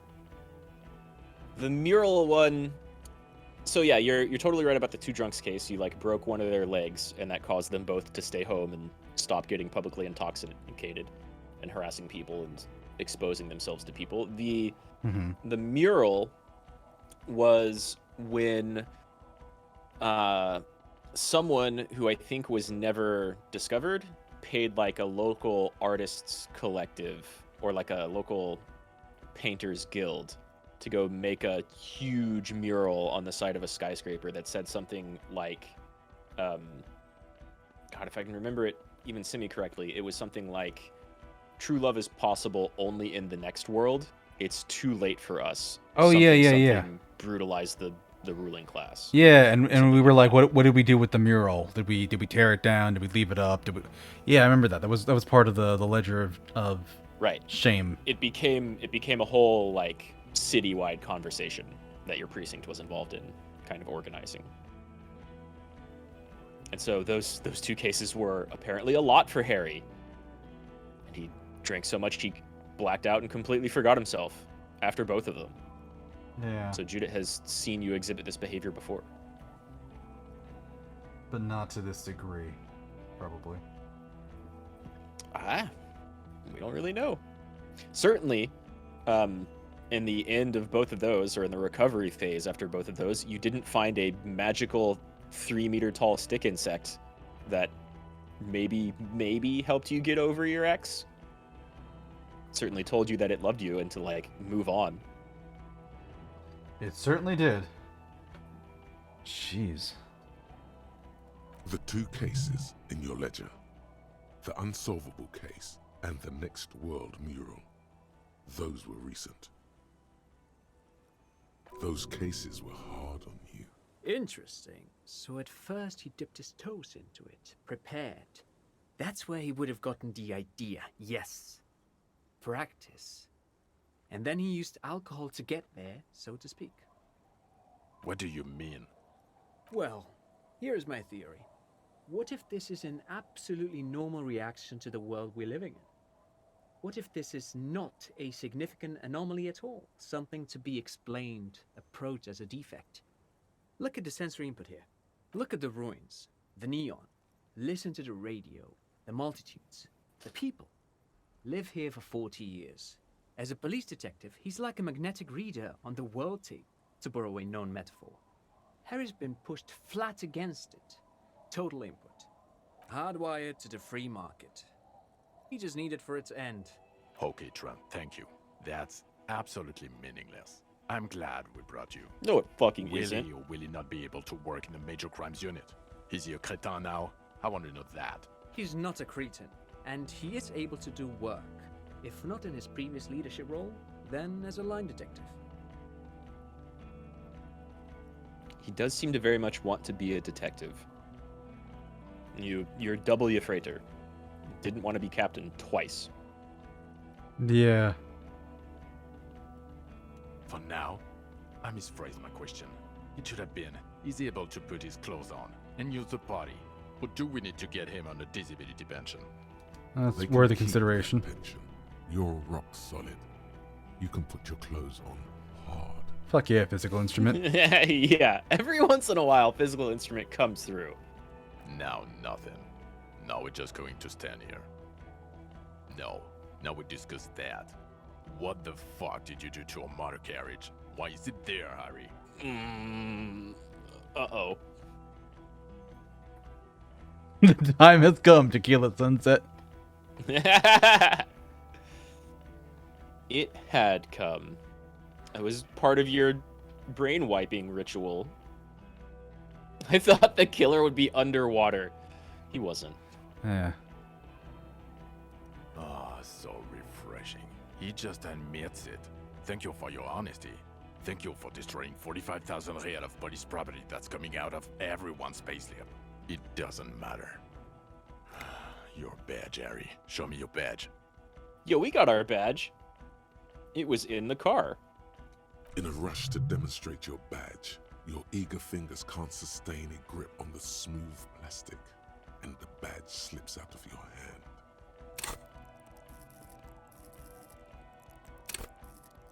hand. Sure, why not? Fuck it. That's pretty good. I made it because of those points. Yep, you really did. Today, badge. Behold, my badge. And your gun? As if having Yeah, your we got that badge too. and gun are natural states, not achievements. He has it. Show him the And he rifle didn't drop instead. it. You're drunk like a bum, Harry. Put that thing away before you kill someone. Come on, man. We're not drunk right now at all. Haven't been for like a week. Eh. Almost. So you forgot to drink? I don't buy it. He's wounded. It's been a long week, and he's handled an actual corpse. Do they actually have the ability to take a shower? Isn't the whirling of rags? I think you did. Yeah, I think I did, and like you need to do it several times. Yeah. Right. Yeah. Your inner monologue was like, okay, that helps, but it's not gone yet. And you are shot. Yeah. I don't believe you. You're drunk. You let a suspect escape, a certain classier, because you were too drunk to assess a flight risk. We've read the report, Sari. Lieutenant Kitsuhagi's. We know. Okay. It's true. We didn't arrest her. She did give you a vital clue that led to the murderer. Okay. And hey, you weren't investigating her corporate espionage. Yeah. But number 6. Doesn't matter. None of it does. We're looking at the oxygen holocaust times a quadrillion. No. Maybe don't reveal the secrets of the universe that the Stick and Check shared with you yet, at least. That's not going to help you. Small detail in a huge case you know nothing about. Not too bad. And hey, maybe it was an act of mercy. You got that vital clue. The bit about her being on the run from people that would fucking murder her if we took her in might be true. That's what she told us, certainly. That's what she told you. Oh, well. If she was nice. I'm not even gonna get into the other suspect, who also escaped. Yeah, Ruby something, or the fact that you're ever a close little peony now, doing I don't know what for him. That's small-time stuff. That's nothing. That's a humorous anecdote. Compared to the 6 people who were gunned down, the streets are literally red with blood, Harry. It was fucking mass murder. And where the hell were you? Where the hell were they? He did everything he could. We did everything we could. The company hired and vetted mercenaries. Lieutenant Dubois got between them and the locals. It's true. He Thank did you, so Kim. at considerable risk to his own life. He was shot and survived only because of his armor. We stopped an execution, not a negotiation. The loss of life was minimal compared to what it could have been. Very true. Compared to what it probably would have been. Yeah. The mercenaries were ready to just kill all of them. Mm-hmm.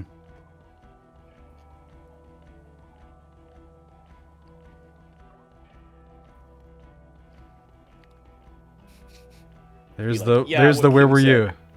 Yeah. You solved everything. Where the fuck were you? No. None of that fucking matters compared to this phasmid. Yeah. Or sorry, cop. I think Kim said it pretty nicely. I didn't mean to suggest you didn't handle the situation. Yeah, you did. He thinks of apologizing, but decides against it. You've spent the week with him on this case. What is your take? Come on, Kim. On Lieutenant Geoffrey Dubois. Well, the drinking, the gun losing, also losing the badge. That's all true. Although he has not been drinking on the job this week. See? Yeah. 1 week. Then there's the boring cop issue. Despite all the obvious and almost grotesque mannerisms and sartorial choices, he still insists he isn't characteristic enough. It's just strange, especially in light of his political views.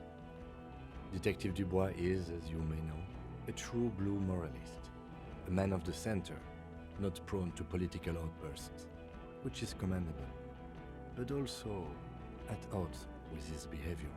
A little contradictory, one could say. And then there's the motor carriage in the sea, something I was not present for. But despite all this, he is a great detective, one of the best I've seen, in fact. Hell yeah, Kim. He can talk human beings into telling him everything, and he doesn't stop. In all the time I've spent with him, he has not once stopped pursuing leads, however far-fetched and tangential. He is tireless, madly driven. God damn, Kim. Except that one time when he stopped to sing karaoke.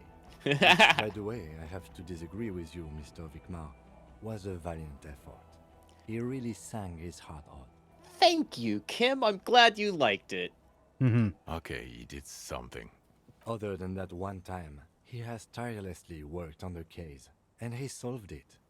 We have a confession, a murder weapon, and the perpetrator, locked on the island right now, awaiting transportation.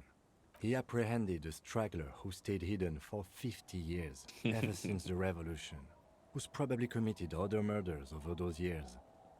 Oh, and he also discovered a new species. A new species? A colossal stick insect. It was on the island, camouflaged as the reeds. It unfolded from the reeds. I think we may be dealing with the Insulindian phasmid. He takes out the photo of the phasmid and shows it to the officers across the yard. The wind blows, flapping the glossy rectangle in his hand.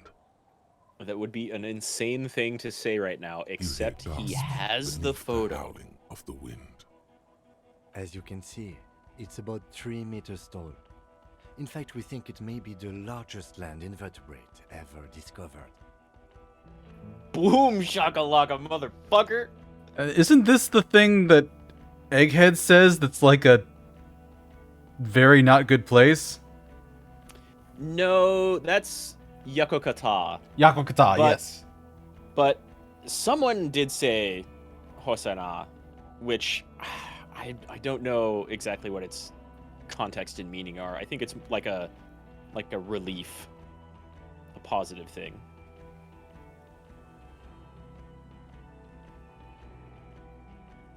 Fucking hell is that? Is this somehow connected to the case? Detective?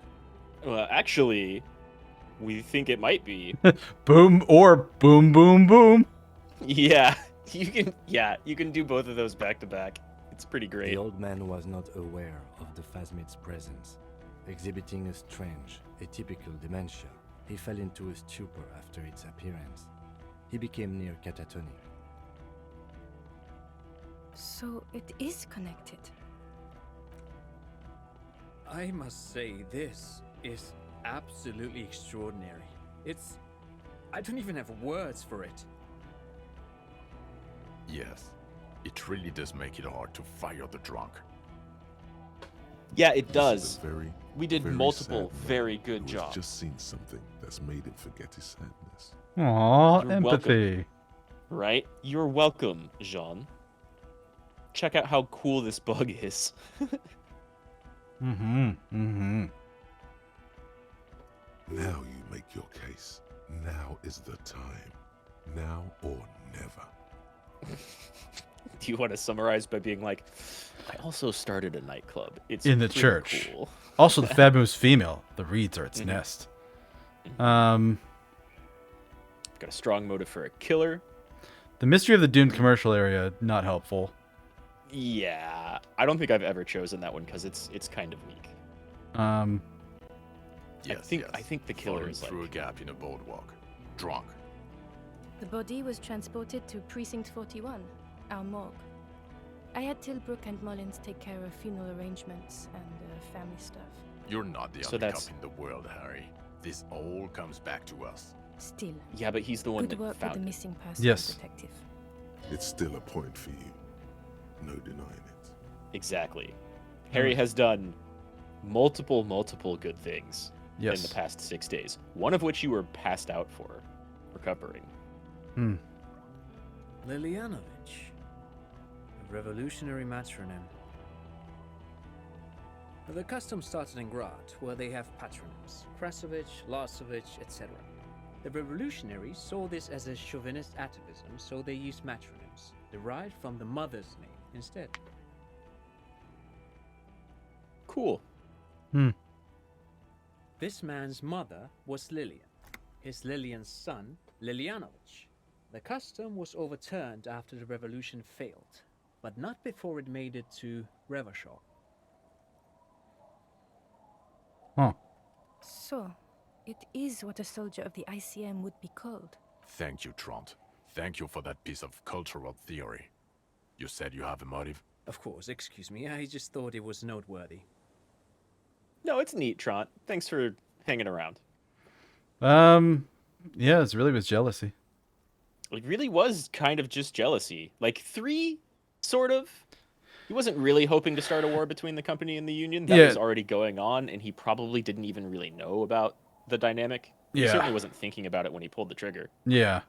The Phasmid was relevant, but also he fully left the Phasmid, came over to this side of the river, definitely without the Phasmid in tow. Like, imagine the Phasmid going through the whirling and rags, looking at Classiad with him. Like, no. Right. It wouldn't fit, and no one in there would be exposed to it long enough for them to just, like, wholesale black it out in their memory and perception. Yanovich was an old man, to have been hiding for 50 years, like 70-something. A strange psychosexual fixation. 60-something, probably. By proximity to the Phasmid and its chemicals. He himself gave a political reason, said he had killed an enemy combatant. Mm-hmm. Also, we have ballistics from the gun, matching the bullet found in the dead mercenary's head, and 2 officers on the scene that Mr. Dross confessed to. It's a clean win. Yeah, you have that confession. It's very clean. More than that. It's a perfect folding mechanism, like the Phasmid, a metaphor for the case in entirety. It will win me Dora back. No. No, bad choice. But hey, there's your actual name, which we may or may not have seen before. I forget. I don't think we did. I don't think we found her name. Yeah. I'm not gonna do 3. 3 is just gonna piss him off. Yeah, I get the feeling that that's probably the dynamic that like Harry and Jean have, for the most part, because I believe it's been mentioned that Jean is like clinically depressed, but he's still here doing his work, and he's paired with fucking Harry. Yeah. But yeah, it's probably not going to go over so well with him. I've never doubted you can pull yourself together and work in bouts. Bouts don't last. I can still smell the booze on the wind. Might that be from the, like, 3 chronically drunk homeless people just, like, 100 feet to our west? Mm-hmm. God damn it. Doesn't it ever leave? Okay, maybe not. It is there. Like, in your bones or something. But still, you haven't drunk at all in the past 6 days. In time.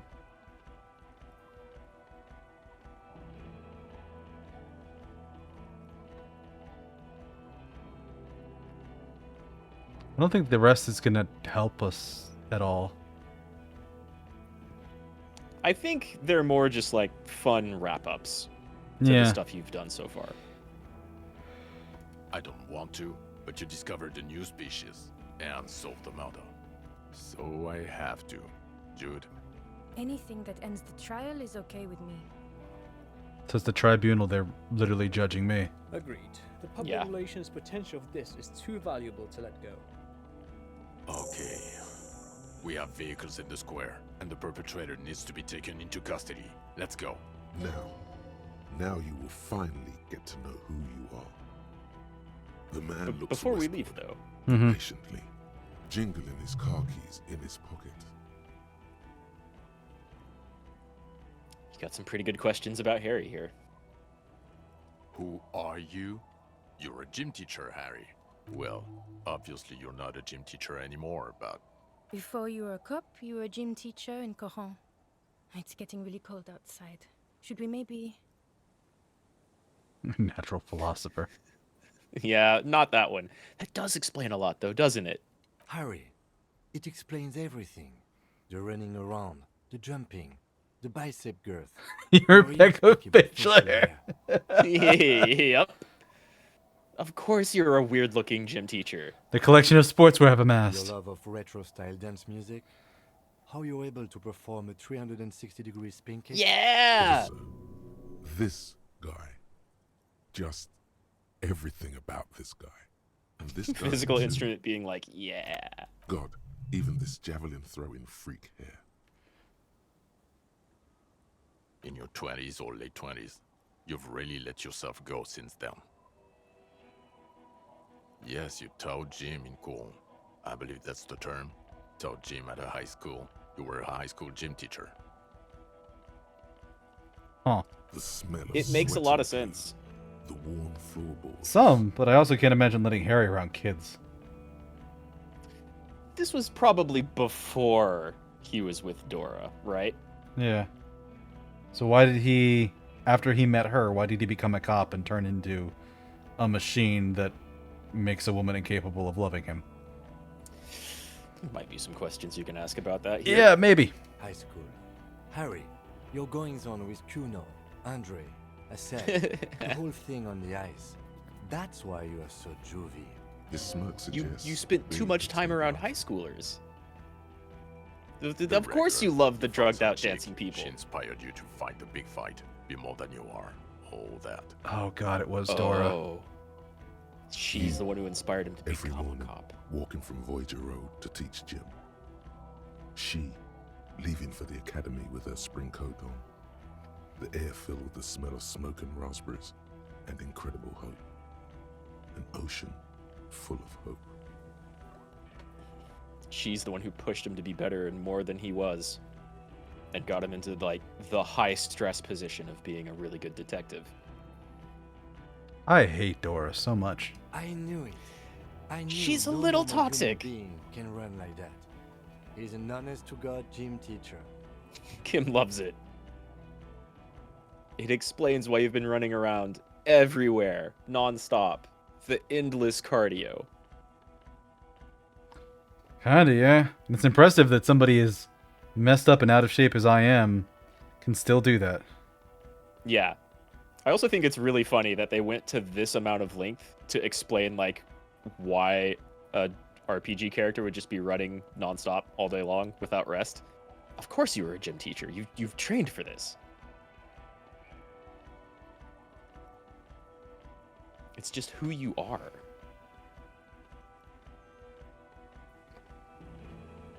All of the rest are pretty good questions now. Yeah. It's not a mystery. Some chick fucked you over. Also, you were drunk. You really went with it too. Really maximized the damage. Dora something. Dora England.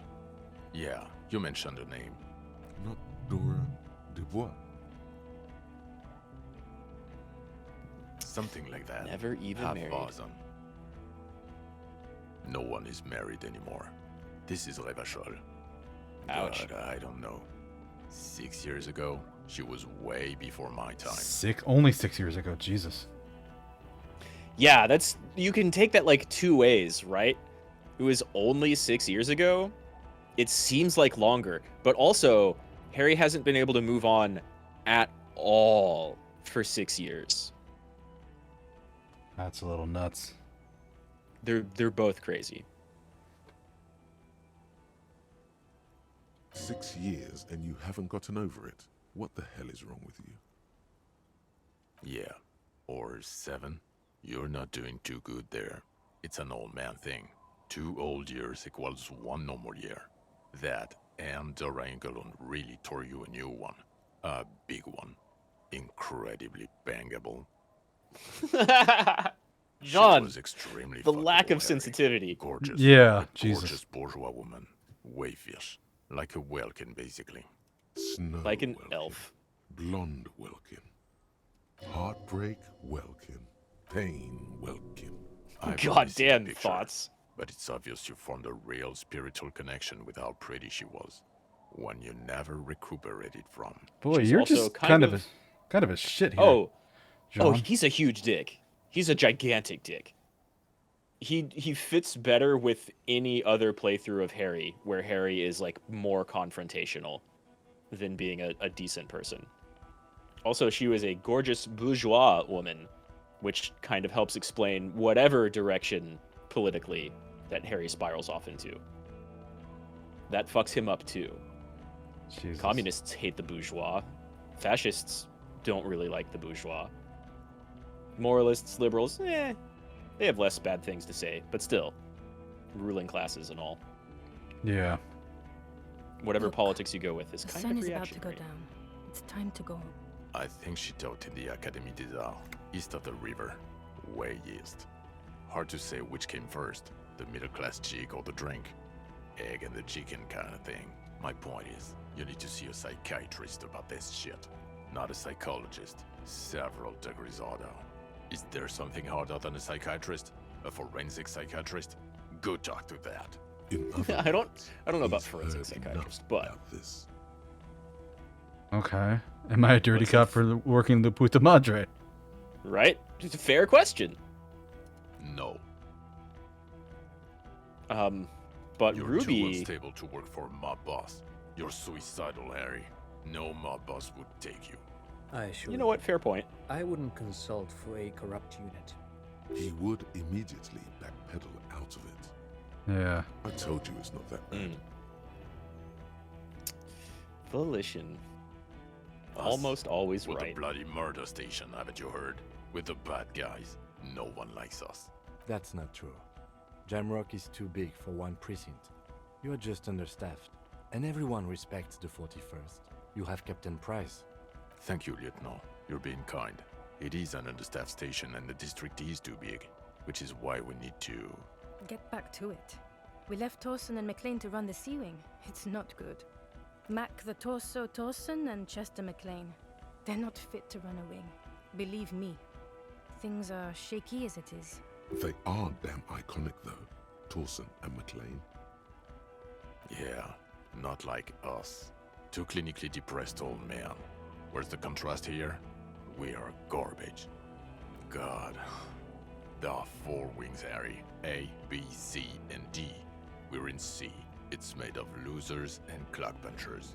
You and I reconceptualized it as a task force. It was a mistake.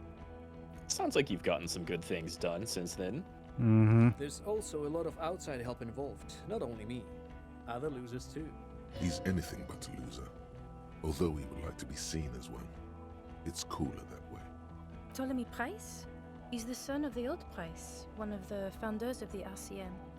He's one of the most highly regarded men in the force. You're lucky. Somewhere under the curved roof of a former silk factory, shaped like a ladybird with 2 chimneys, Police Captain Ptolemy Price sits behind a heavy wooden desk. Resident medic Nix Gottlieb pours him coffee. It's silent in the captain's office. They speak of change, the city, the tension on the streets. They speak of the events of April and the blood on the streets in May. So he remembers that. Yes, there may have been a raid on some churches. It wasn't good press. Shooting up churches never is. I was out of town, to be clear. Our enemies were hiding in a church, to the best of our information. That's it. I'm not talking about this anymore. Your security clearance is shit tier right now. You have to wait for it to go up. He means it. The RCM and its enemies will not be discussed on this coast. Your clearance will not go up while you're within earshot of the Union headquarters. Okay. Probably safe. It's not the bloody murder station. It's an old converted silk mill with green desk lamps and a coffee corner. A lot of good people work there. Hard. Every day. Jamrock is the largest ghetto in Rivershoal. Faubourg, technically, but it's divided into 11 districts. Jamrock only has us. The press will blow over. Jamrock is lucky to have you, and it's often considered to be the greatest of the districts. You're lucky to have it. Thank you again, Lieutenant. We should probably tell Lena about this Phasmid. Who is Lena? Tabernacle? It's on the way over. Near where you live on Perdition. Fine, if we're gonna drop you off anyway. She and her husband were conducting the search for the Phasmid. It's their discovery, in part. They should know as soon as possible. It would do you good to deliver some positive news for a change. She is going to be over the moon. Watch out. They're going to fucking love it. She's going to faint. I mean, she might faint. They both might faint. Like, imagine if you opened their door and just showed them the picture. Look what we found! Check it out! And then they're both, like, so out of breath, they just pass out. Yeah. But hey, you did find it. They should know. Well, first I will go back to my station and write the most detailed report anyone has ever seen. It will have to fucking be good right. to cover all these. Then I will have a serious talk with my captain. Oh. We getting a transfer? Detective, Oh! we just stopped a small-scale war. Something is happening to Revachol. Maybe? I don't know what yet, but it's going to be a Kim. hard spring for the RCM. We need to get ready, infiltrate, investigate. You Talk maybe, to you Captain maybe want to Price? join us? I'd rather not ruffle the feathers of two captains with my doom-mongering. No. Like, you want to work with us? Work with Price? I'm flattered, but I don't know if I... Would fit in. And crazy enough. Can take the stress. He doesn't know how to finish the sentence. This truly came as a surprise to him. Not a bad one, but he's at a loss. Flattered? Your Lieutenant Kitsuragi. We would be flattered if you even considered. I would have to type Oh, things out yeah! in GRIH first. But, I mean, whatever is coming, Jamrock will be more central to it than the harbor. And we also have a huge caseload, Lieutenant. Piles that we need to get back to. Mountains, even. I do like the sound of that. Achievement unlocked. Recruit Detective Kim Kitsuragi. Yeah! He's seriously considering it. Probably gonna do it. Heck yeah.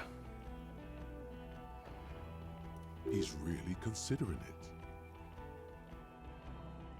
Not conclude. Not proceed. End. End. Good. Fuck it, let's go. Tron brought his motor carriage. It's a 20-minute drive to Jamrock. Under the afternoon sky, the great district hums. A chessboard of wooden houses, 80,000 living souls, and chimney stacks. Fire traps as far as the eye can see. From Main Street to Precinct 41, to Boogie Street, forking into the snow-swept horizon. You close your eyes and hear the dogs bark. A lone woman sits by a factory window, dreaming of meteorite strikes. On Rue de Saint-Jérôme, a square bullet slides into a square-shaped chamber. In Old South, a man without eyelids smiles. Spring has come. It's time. Dawson? Yes. McLean? Yes. Heidelstein? No. Vicmere? Yes. Dubois? Of course. Of course. Idlestem is no because he's not a cop. He's not really a cop. He's like a civilian Consultant. Yeah. Exactly. Who's talking? Really? Nix Gottlieb looks up from the list. I hear he's unstable. You say that like it's a bad thing. Captain Potomny Price gestures with a ballpoint pen. It's dim in the office, and the curtains are drawn. Harry's our man. He'll pull through. When he does, he'll side with the RCM. Understood. Gottlieb returns to the list. Minot? Of course. Yeah, she's pretty cool too. Then can we please just go back to Jamrock now? Your legendary police captain and Nix Gottlieb, who I think is the Lazarus guy, the doctor, both being like, yeah, Harry's the best. We can't. Whatever we're planning, he's in on it. Nice. And I was holding a flashlight in their face the whole time. You were holding a flashlight in their face the whole time.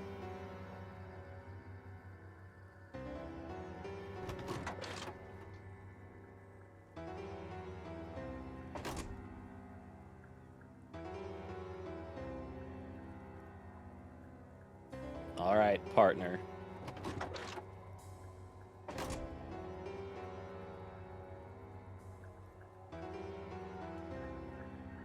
Yeah. Matching jackets, found pants, armored gloves, and maybe the chest. Do I actually get a chance to get matching pants and shoes to go with the cop outfit? I can't remember off the top of my head. I think Harry's pants and shoes are the disco clothes. But you get the 2 different jackets in the hat. And that's Disco Elysium! That began in a way and evolved in other ways and ended Oh yeah. strange and confusing. Oh yeah.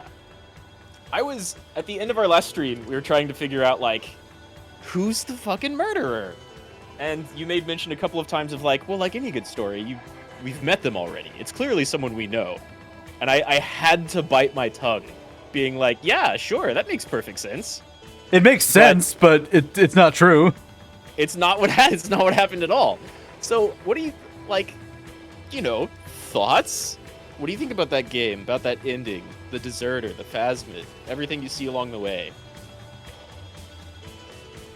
Well, specifically the deserter, I don't mind that because it is an interesting twist of, like, yeah, it's just this fucking crazy guy that was in the military that was just hiding out here at the edge of the world and was just a weirdo and a creep, and like I don't dislike that. The phasmid came out of left field. I'm just like, oh, what the actual fuck? Yeah, it's real. The entire time you're playing through the cryptozoology storyline, you're just like, these two, everybody knows cryptozoologists are like quacks. Whatever their station in life is, they have too much time on their hands. And that's why they're chasing after bugs. These two are clearly like retired something. And so that's what they spend their time doing. And they give like a good justification for why they're together, and both cryptozoologists. But then it's fucking real.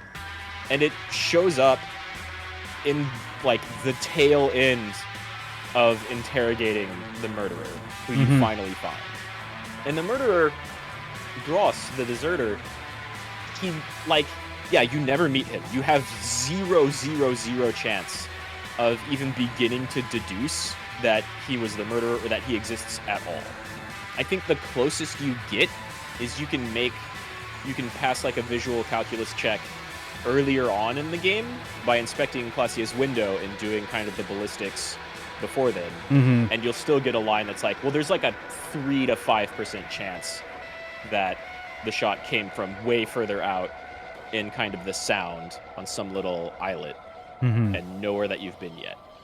But that's probably not the case. We should investigate everywhere else first. Yeah, it's low odds. Because again, the guy's like shooting her with a scope from a mile away and hits this guy in the fucking mouth. Yeah. Mid-sex. Like, oh my god. Only like a couple inches off of his target from that far away. Yeah. He wanted to shoot him in the brain, but honestly, hitting him in the mouth is also pretty nuts. Yeah. And like the deserter, even though you can't find him, even though you can't meet him, even though you can't really get any clues that he exists, except for like the cigarettes. Where did these flowers? Well, you get the cigarettes, and that has no tie to much of anything, except you kind of, I think you can find like 2 before you find the island. And you find the flowers up on Classia's balcony with no real clue about where those could possibly come from before you get to the island. And you find the footprints, which are like, well, it's the right size for Ruby, I guess. But then you find her, and she's never been back there.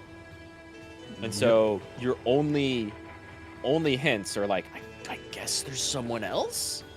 But even though you have all of that, you have almost no ties to our actual murder suspect. You have no suspect. You have no ties to the actual murderer and perpetrator until the very, very, very end of the story. He still fits within the world really well. Yeah, he does. Yeah. Like, he's a big old communist ideological officer from 50 years ago. 45 years ago.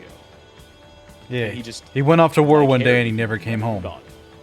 Yeah, exactly. He's that Japanese soldier on the island who is still fighting World War II for like 3 decades. Yeah, full agree. With little mirrors of both Harry and Renee.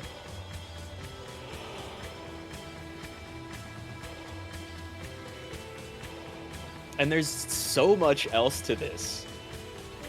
Yeah, because I played the most bland, boring run-through with this character. I did not play the Super Cop. I did not play any of the political Any of stuff. the political stuff. None of it. I mean, avoided that entirely. Mm-hmm. So there's whole side quests that we just didn't even begin to see. And a lot of little stuff. We talked about the tie last time. There's an entire other voice in Harry's head that we didn't have going with us. You can piss off Kim and have Kuno for for interrogating Dross at the end. That's a little different. And finding the Phasmid, which he probably likes because he likes bugs. Yeah, he probably would.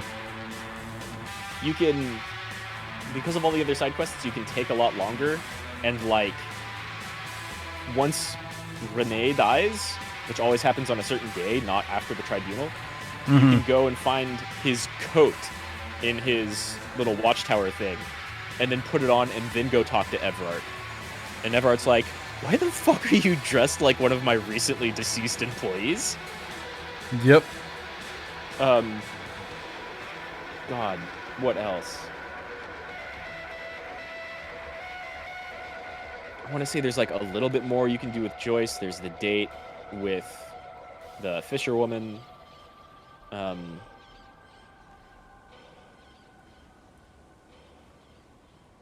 All of the political side quests and like Kappa types have a bunch of extra stuff and like a lot of dialogue. None of it relevant to our main murder investigation. And like we ignored all of that, and this still took a while. Like 8 5 to 7 hour streams. Yeah. Because I don't think we did any other than maybe the first. Actually, let me, while we're watching the credits roll, I have this stuff up on YouTube. I know the last 2 or 3 have been 6-hour streams. Let me check the actual other ones we have. So I actually put together a playlist for this. Nice, nice. So I can't see. Oh, I can because they're done rendering now. The first one was about 5 hours, a little under 5. The second was a little over 5. Then it's 8, 4, or it's 8.5, 4. Jeez. Well, the 8.5 was New Year's. Okay. That was the New Year's one where we were up playing until like 1 in the morning, for me. And then I think we still talked for like an hour afterwards. But yeah, it was just under 5, about 5.5, 8.5, 4, 6, 5 3/4, and then the last one was about 7. Mm-hmm. And then this one. It's a big game. It is. And like you said, we didn't even do all of it. Yeah, there's a lot of different, like, you can see now how the main story and like the dynamic between the Union and the company and kind of a lot of different side characters, their kind of position and what they have going on doesn't really change. But the way you can play Harry and the way that kind of denouement with your partner and the other cops wrapping up at the end, those can change a lot. Oh, yeah. Like if Harry was a mess and was drinking all the time and was spouting communist manifestos all over the place, like Kim would have had a very different answer. Yeah. Kim would have had a very different take. Maybe he wouldn't have wanted to work at your station. Maybe Jean and Trent and Judah would not want to take you back, depending on how you play. Mm-hmm. Yeah, they would have fired me, probably. I'm pretty sure they can. That seems like that was their intent. Mm-hmm. And then there's the Pale, which you learn at the you like can get bits and pieces of, or the really huge conversation about it with I just forgot her name. With our corporate lady. Joyce? You can learn it with Joyce. You can learn a ton there. And then at the very end, the Phasmid's like, yeah, all of us insects and birds and animals and plants, we know that shit started with people. So you have all of this crazy, mostly like down-to-earth, but still gritty and grimy detective story that still definitely takes place in a fantasy world. And now that we're here back at the main menu screen, Does this view remind you of anything? This is the view from the sniper rifle, isn't it? It is. This is what our deserter saw the entire time. Okay, I actually like this then. I really do, because this is one of those we're hiding the truth in plain sight. You just haven't noticed.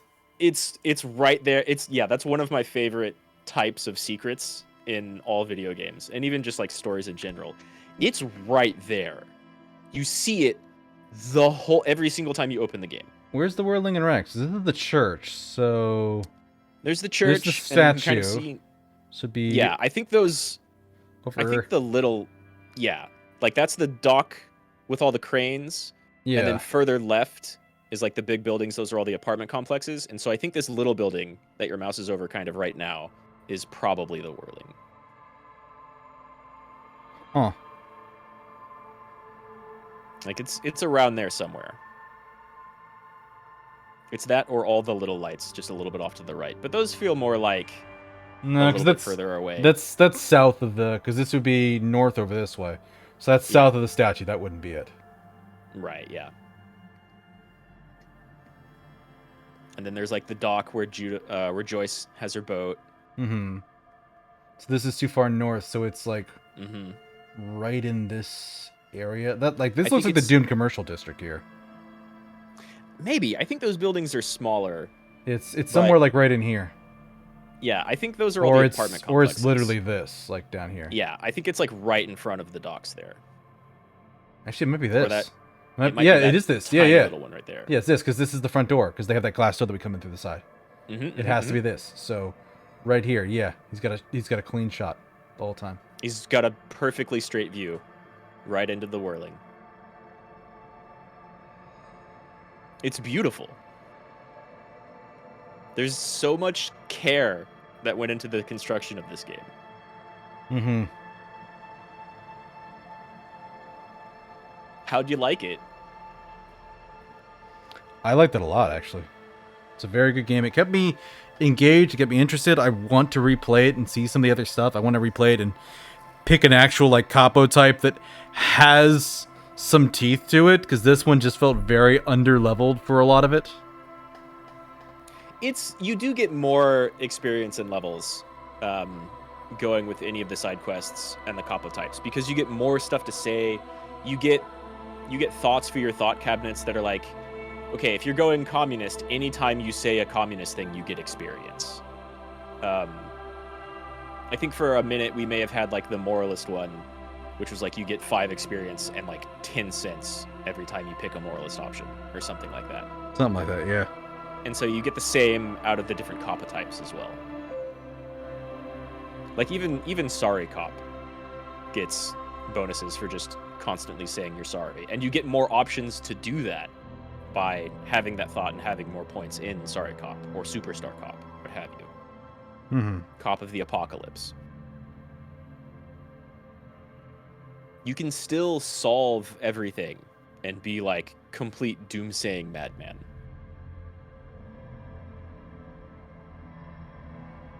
Yeah.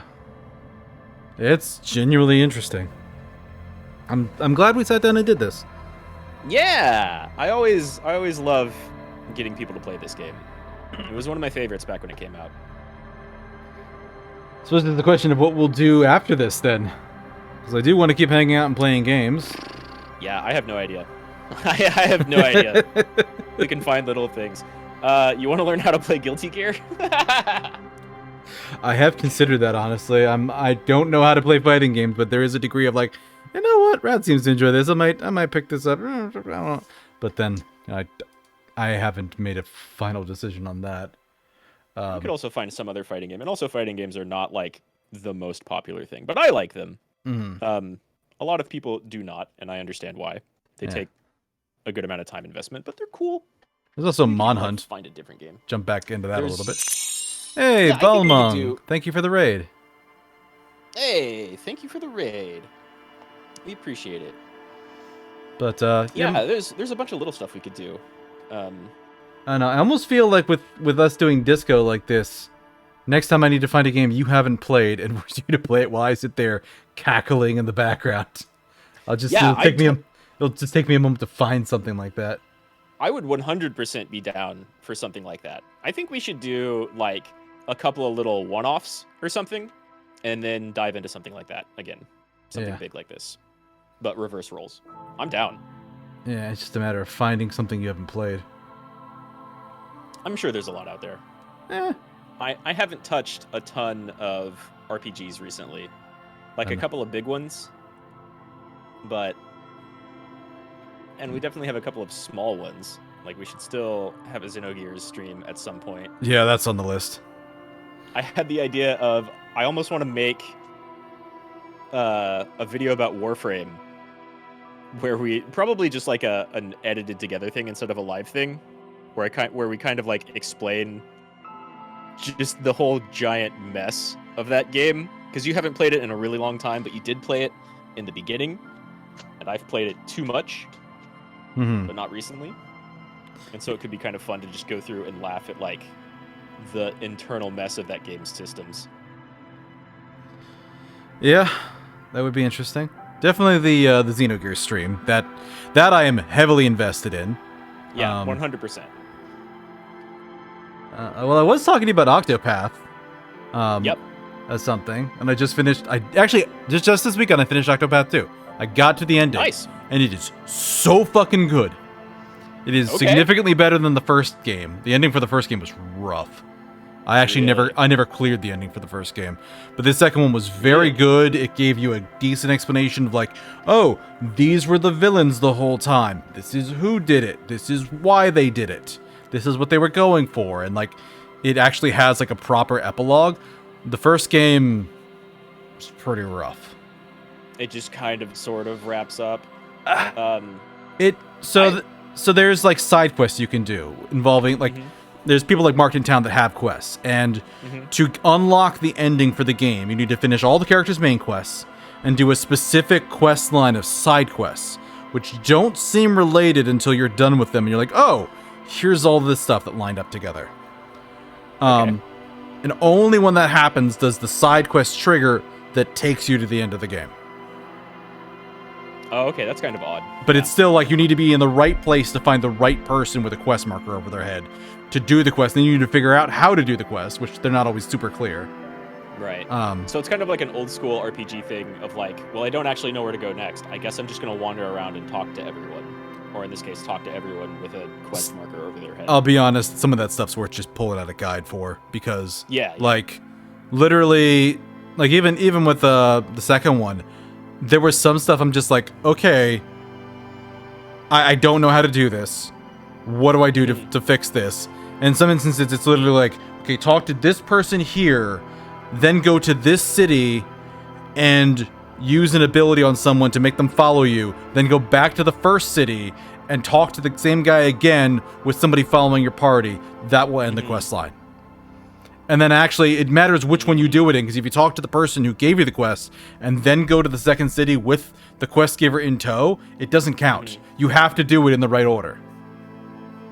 I see. Yeah, I like a good puzzle, whether like mechanically or, you know, in RPG story-wise, but if you encounter a bunch of stuff like that where you consistently feel like you're just amazingly clueless, then that could have been designed a little bit better, for sure. Still, if the second one has basically none of that, and like it doesn't feel hand-holdy, but it's really good and wraps up very well, that's even more praise. I've heard absolutely nothing but praise for Octopath 2.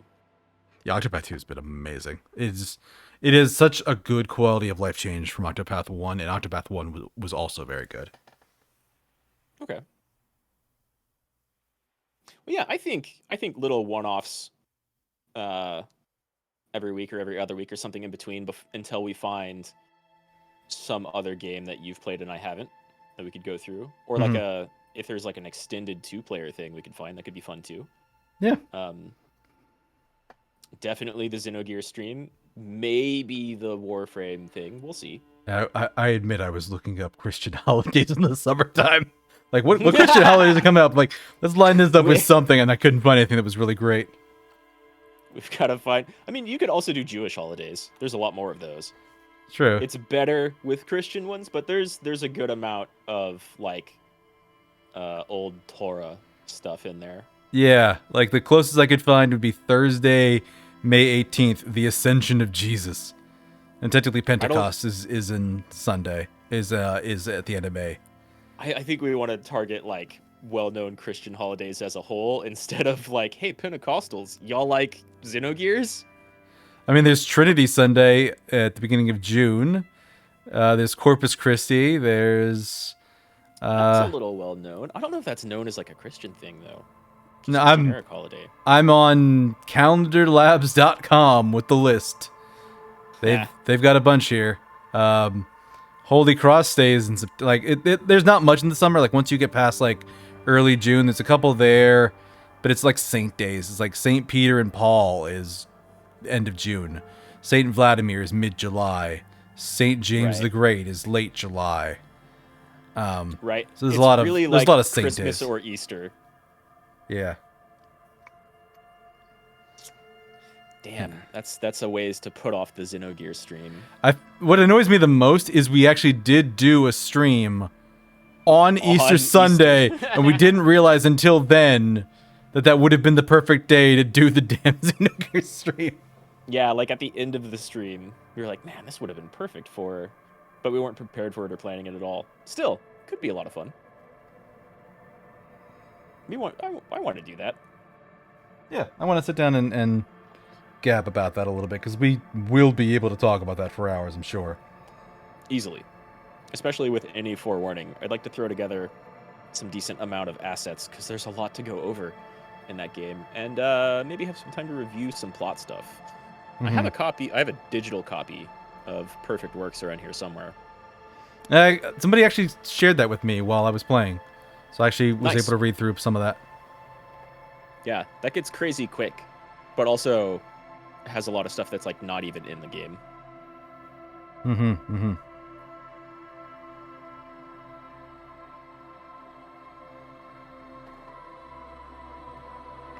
Well, yeah, that was Disco Elysium. I'm really glad you liked it.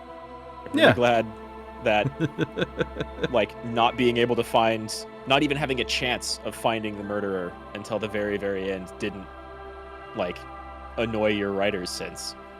No, that was fine. Like I'm fluid for a lot of stories. I like a lot of different kinds of stories. Like I'm the type of person who, from a writing and storytelling perspective, like I like a well-written story. I like a good drama. Like I can watch The King's Speech and be like, that was a good movie. And I can watch the new Super Mario Brothers film and I'm like, that was a good movie. Like people were like, yo, that has pacing issues and it's a child's movie. It's like, yeah, it's fine. I can also watch the original Super Mario Brothers movie. It's like, yeah, I had fun with this. Like, I can compartmentalize like the critic and the literary person from the person who just wants to have fun and watch something cool.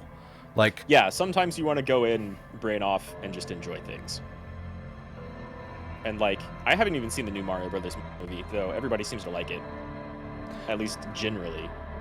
I've heard some mixed things, but everybody that didn't like it has either complained about the pacing, which I feel is valid.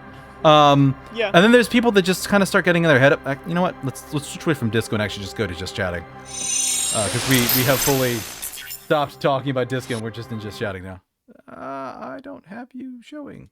Boop, there you are. Oh no. Let me turn you around. No, where did I do this? Because you're still Muppet form. Oh yeah. I could draw another little chat image recently, or sometime soon, but whatever. That one works for now.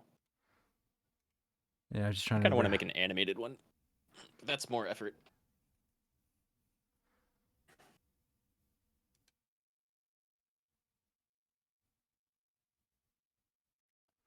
Why is it?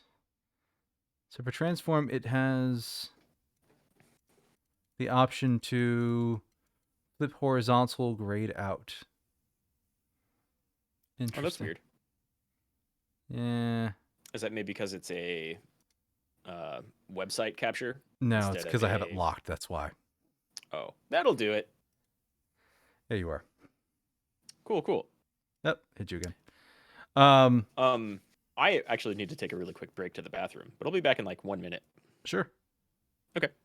Be right back, y'all. But yeah, Chad, how you doing? You having a good time too?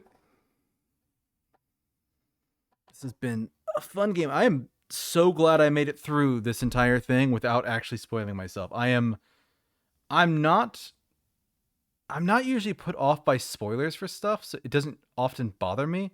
So it was genuinely difficult to stay away from Disco Elysium and avoid spoilers for it because I think, well, a great example of it is Hi-Fi Rush, which Rad's been playing recently. I watched one VOD of his where he was playing Hi-Fi Rush, and I immediately went to Wikipedia and looked up the whole plotline. I'm like, okay, cool, fun, neat. Because for something like a video game, like it's one thing to know what's going to happen, and it's another thing to experience what's going to happen. And with Disco, I wanted to have both, to go in not knowing and not having experienced, and that was important to me for that. But for many things, I don't really avoid spoilers. I don't really care much. I don't get that heavily invested in the plot, though I do like the plots of several of them.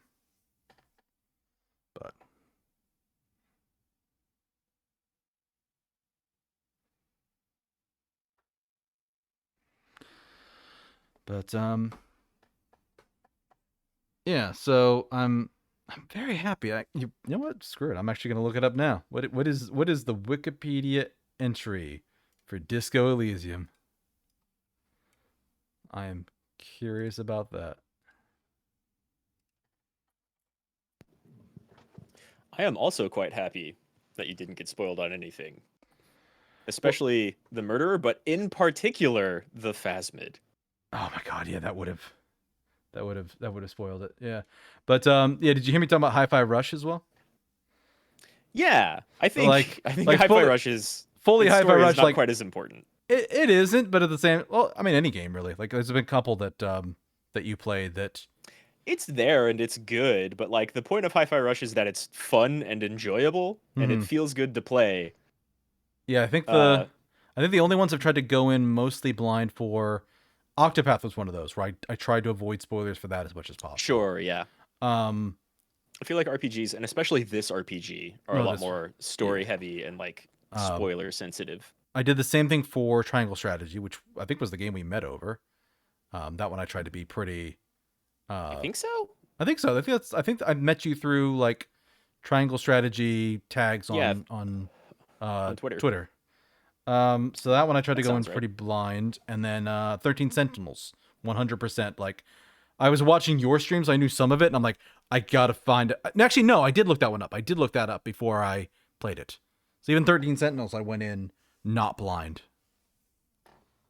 Did you play that on stream? You didn't play that on stream, right? I did not. I powered through that in my off time. Yeah. I think that's a sane option, because wow, that game is also beefy. Mm-hmm. Yeah. For a second there, I forgot if we met over Triangle Strategy or 13 Sentinels, because I remember talking about those originally, but I think it was Triangle Strategy. Yeah, it was Triangle Strategy originally, and then 13 Sentinels was, I think, our first like collab we did, because we were talking about that. Yeah. Because I think I still actually have all of my collabs. Like, I have all the VODs for them. Nice. Yeah, I definitely have all of mine, but YouTube stick around like that. Well, I actually have the full like downloaded videos. And or do I not? I think I might have deleted the one for 13 Sentinels because I don't see that here. But I have all the Disco ones. And then I have Monster Road Trip and then the Sunbreak collab we did. Oh yeah, Monster Road Trip was fun. Yeah, it was good. I think that's one of my most viewed videos. We played that like right as that game came out, though. Yeah, it's sometimes helpful to do stuff like that. Yeah. Kind of makes me wish I was jumping back into Cult of the Lamb, because they had DLC come out for that. Yeah, that came out just a couple of days ago. I don't know, I might play that. I think I'm diving into Dredge, though. Like, my schedule... I don't think I have my schedule on... Oh, is that the rock game? my OBS right now. No, Grime is the rock game. Grime, yes. That I was playing during my little controller appreciation stream. I had to laugh because you had that one line about, man, the rock puns are going to go all over the place in this. And I swear to God, Egghead's voice just popped up in my head going, hardcore! And I'm like, hardcore! Or something like that. It's just like, my time has come! Or the time is here! Like, just something, some Eggheadism popped into my head. I'm like, damn it, Rad, he lives in here now. Thank you for that. Egghead's good like that. Mm-hmm. Yeah. I'm gonna be playing more Hi-Fi Rush. Thursday I'm gonna be playing Dredge, and then Friday I'm gonna try and finish Resident Evil 4 Remake. I wanted to save that for a Friday stream, but that game's great. And so I'm only streaming 4 days a week for the next few weeks, including this one. So that's kind of my schedule. I wanted to check out Dredge because I haven't played it yet, and it seems pretty cool. Yeah, I've seen. With me finishing Octopath, I got 2 new slots opened up. I've been meaning to try and do more just chatting streams, but I don't like just sitting there with no one to talk. Like, I would enjoy it more if I had more of an audience. And the one time I tried to do a media share stream, somebody kind of ruined it for me. Well, I did it twice. And one, I had a lot of like content saved to like share with people. And then the second time, like somebody popped in really early on. It's like, hey, watch this video. And they full on like shared a YouTube video that had like porn spliced into it. And I'm just like, man, that just ruined it for me. Yeah, I think those are popular and I'd like to do it, but I'm of the exact same opinion. There's both just chatting and like reaction or media share stuff, I think is more fun with more people. And I've seen the video reaction stuff go one of two ways, right? Which is either people are going in completely blind with just a list of things their viewers send them, or they like get all the videos beforehand and then watch like some of it to make certain it's not the porn stuff. I've seen them have like mods do that. Yeah, they have like mods filter stuff out like that. So if you have a bigger community with people you trust, and especially mods that can pre-screen stuff, I think that's a pretty good idea. We could do like media share stuff where we just share stuff with each other that we may or may not have seen, but both of us know are, safe, not traps. Yeah, safe. That of course would only have one of us per video, like reacting for the first time. But that's an option. Yeah, that might be fun to do sometime. Yeah. Could do it as one of our in-between things and find a bunch of those and share. Like, let me tell you, Rad, about the Erford latrine disaster. Yeah, that's something I've never seen before. Yeah, it's a story. Let's just say it's a story that makes me go, the people who say eat the rich lack ambition. Like, it's just, I cannot. It's a story, Rad. Actually, fuck it. Do you want to actually see that tonight? Do we want to do that? Because it's not too super late. Do you actually want to see that video? We could. All right. I might wrap up Disco on my end and then just kind of join you over on Twitch. Okay. But yeah. But that's definitely an idea. I like the idea of a media share stream. Yeah, let me go dig that up. Easy to make clips from. Okay. Well, then we've just hit 4 hours and 20 minutes on our Disco stream, and I feel that's a pretty appropriate time to end it. On the YouTube side, thanks for joining, everybody. I appreciate it. J. Hank, always nice to have you stop by. See you, J. Hank. Thanks for stopping by. On the Twitch side, we're just going to continue, I think. So yeah, RadMahou, YouTube. I'll see you next time.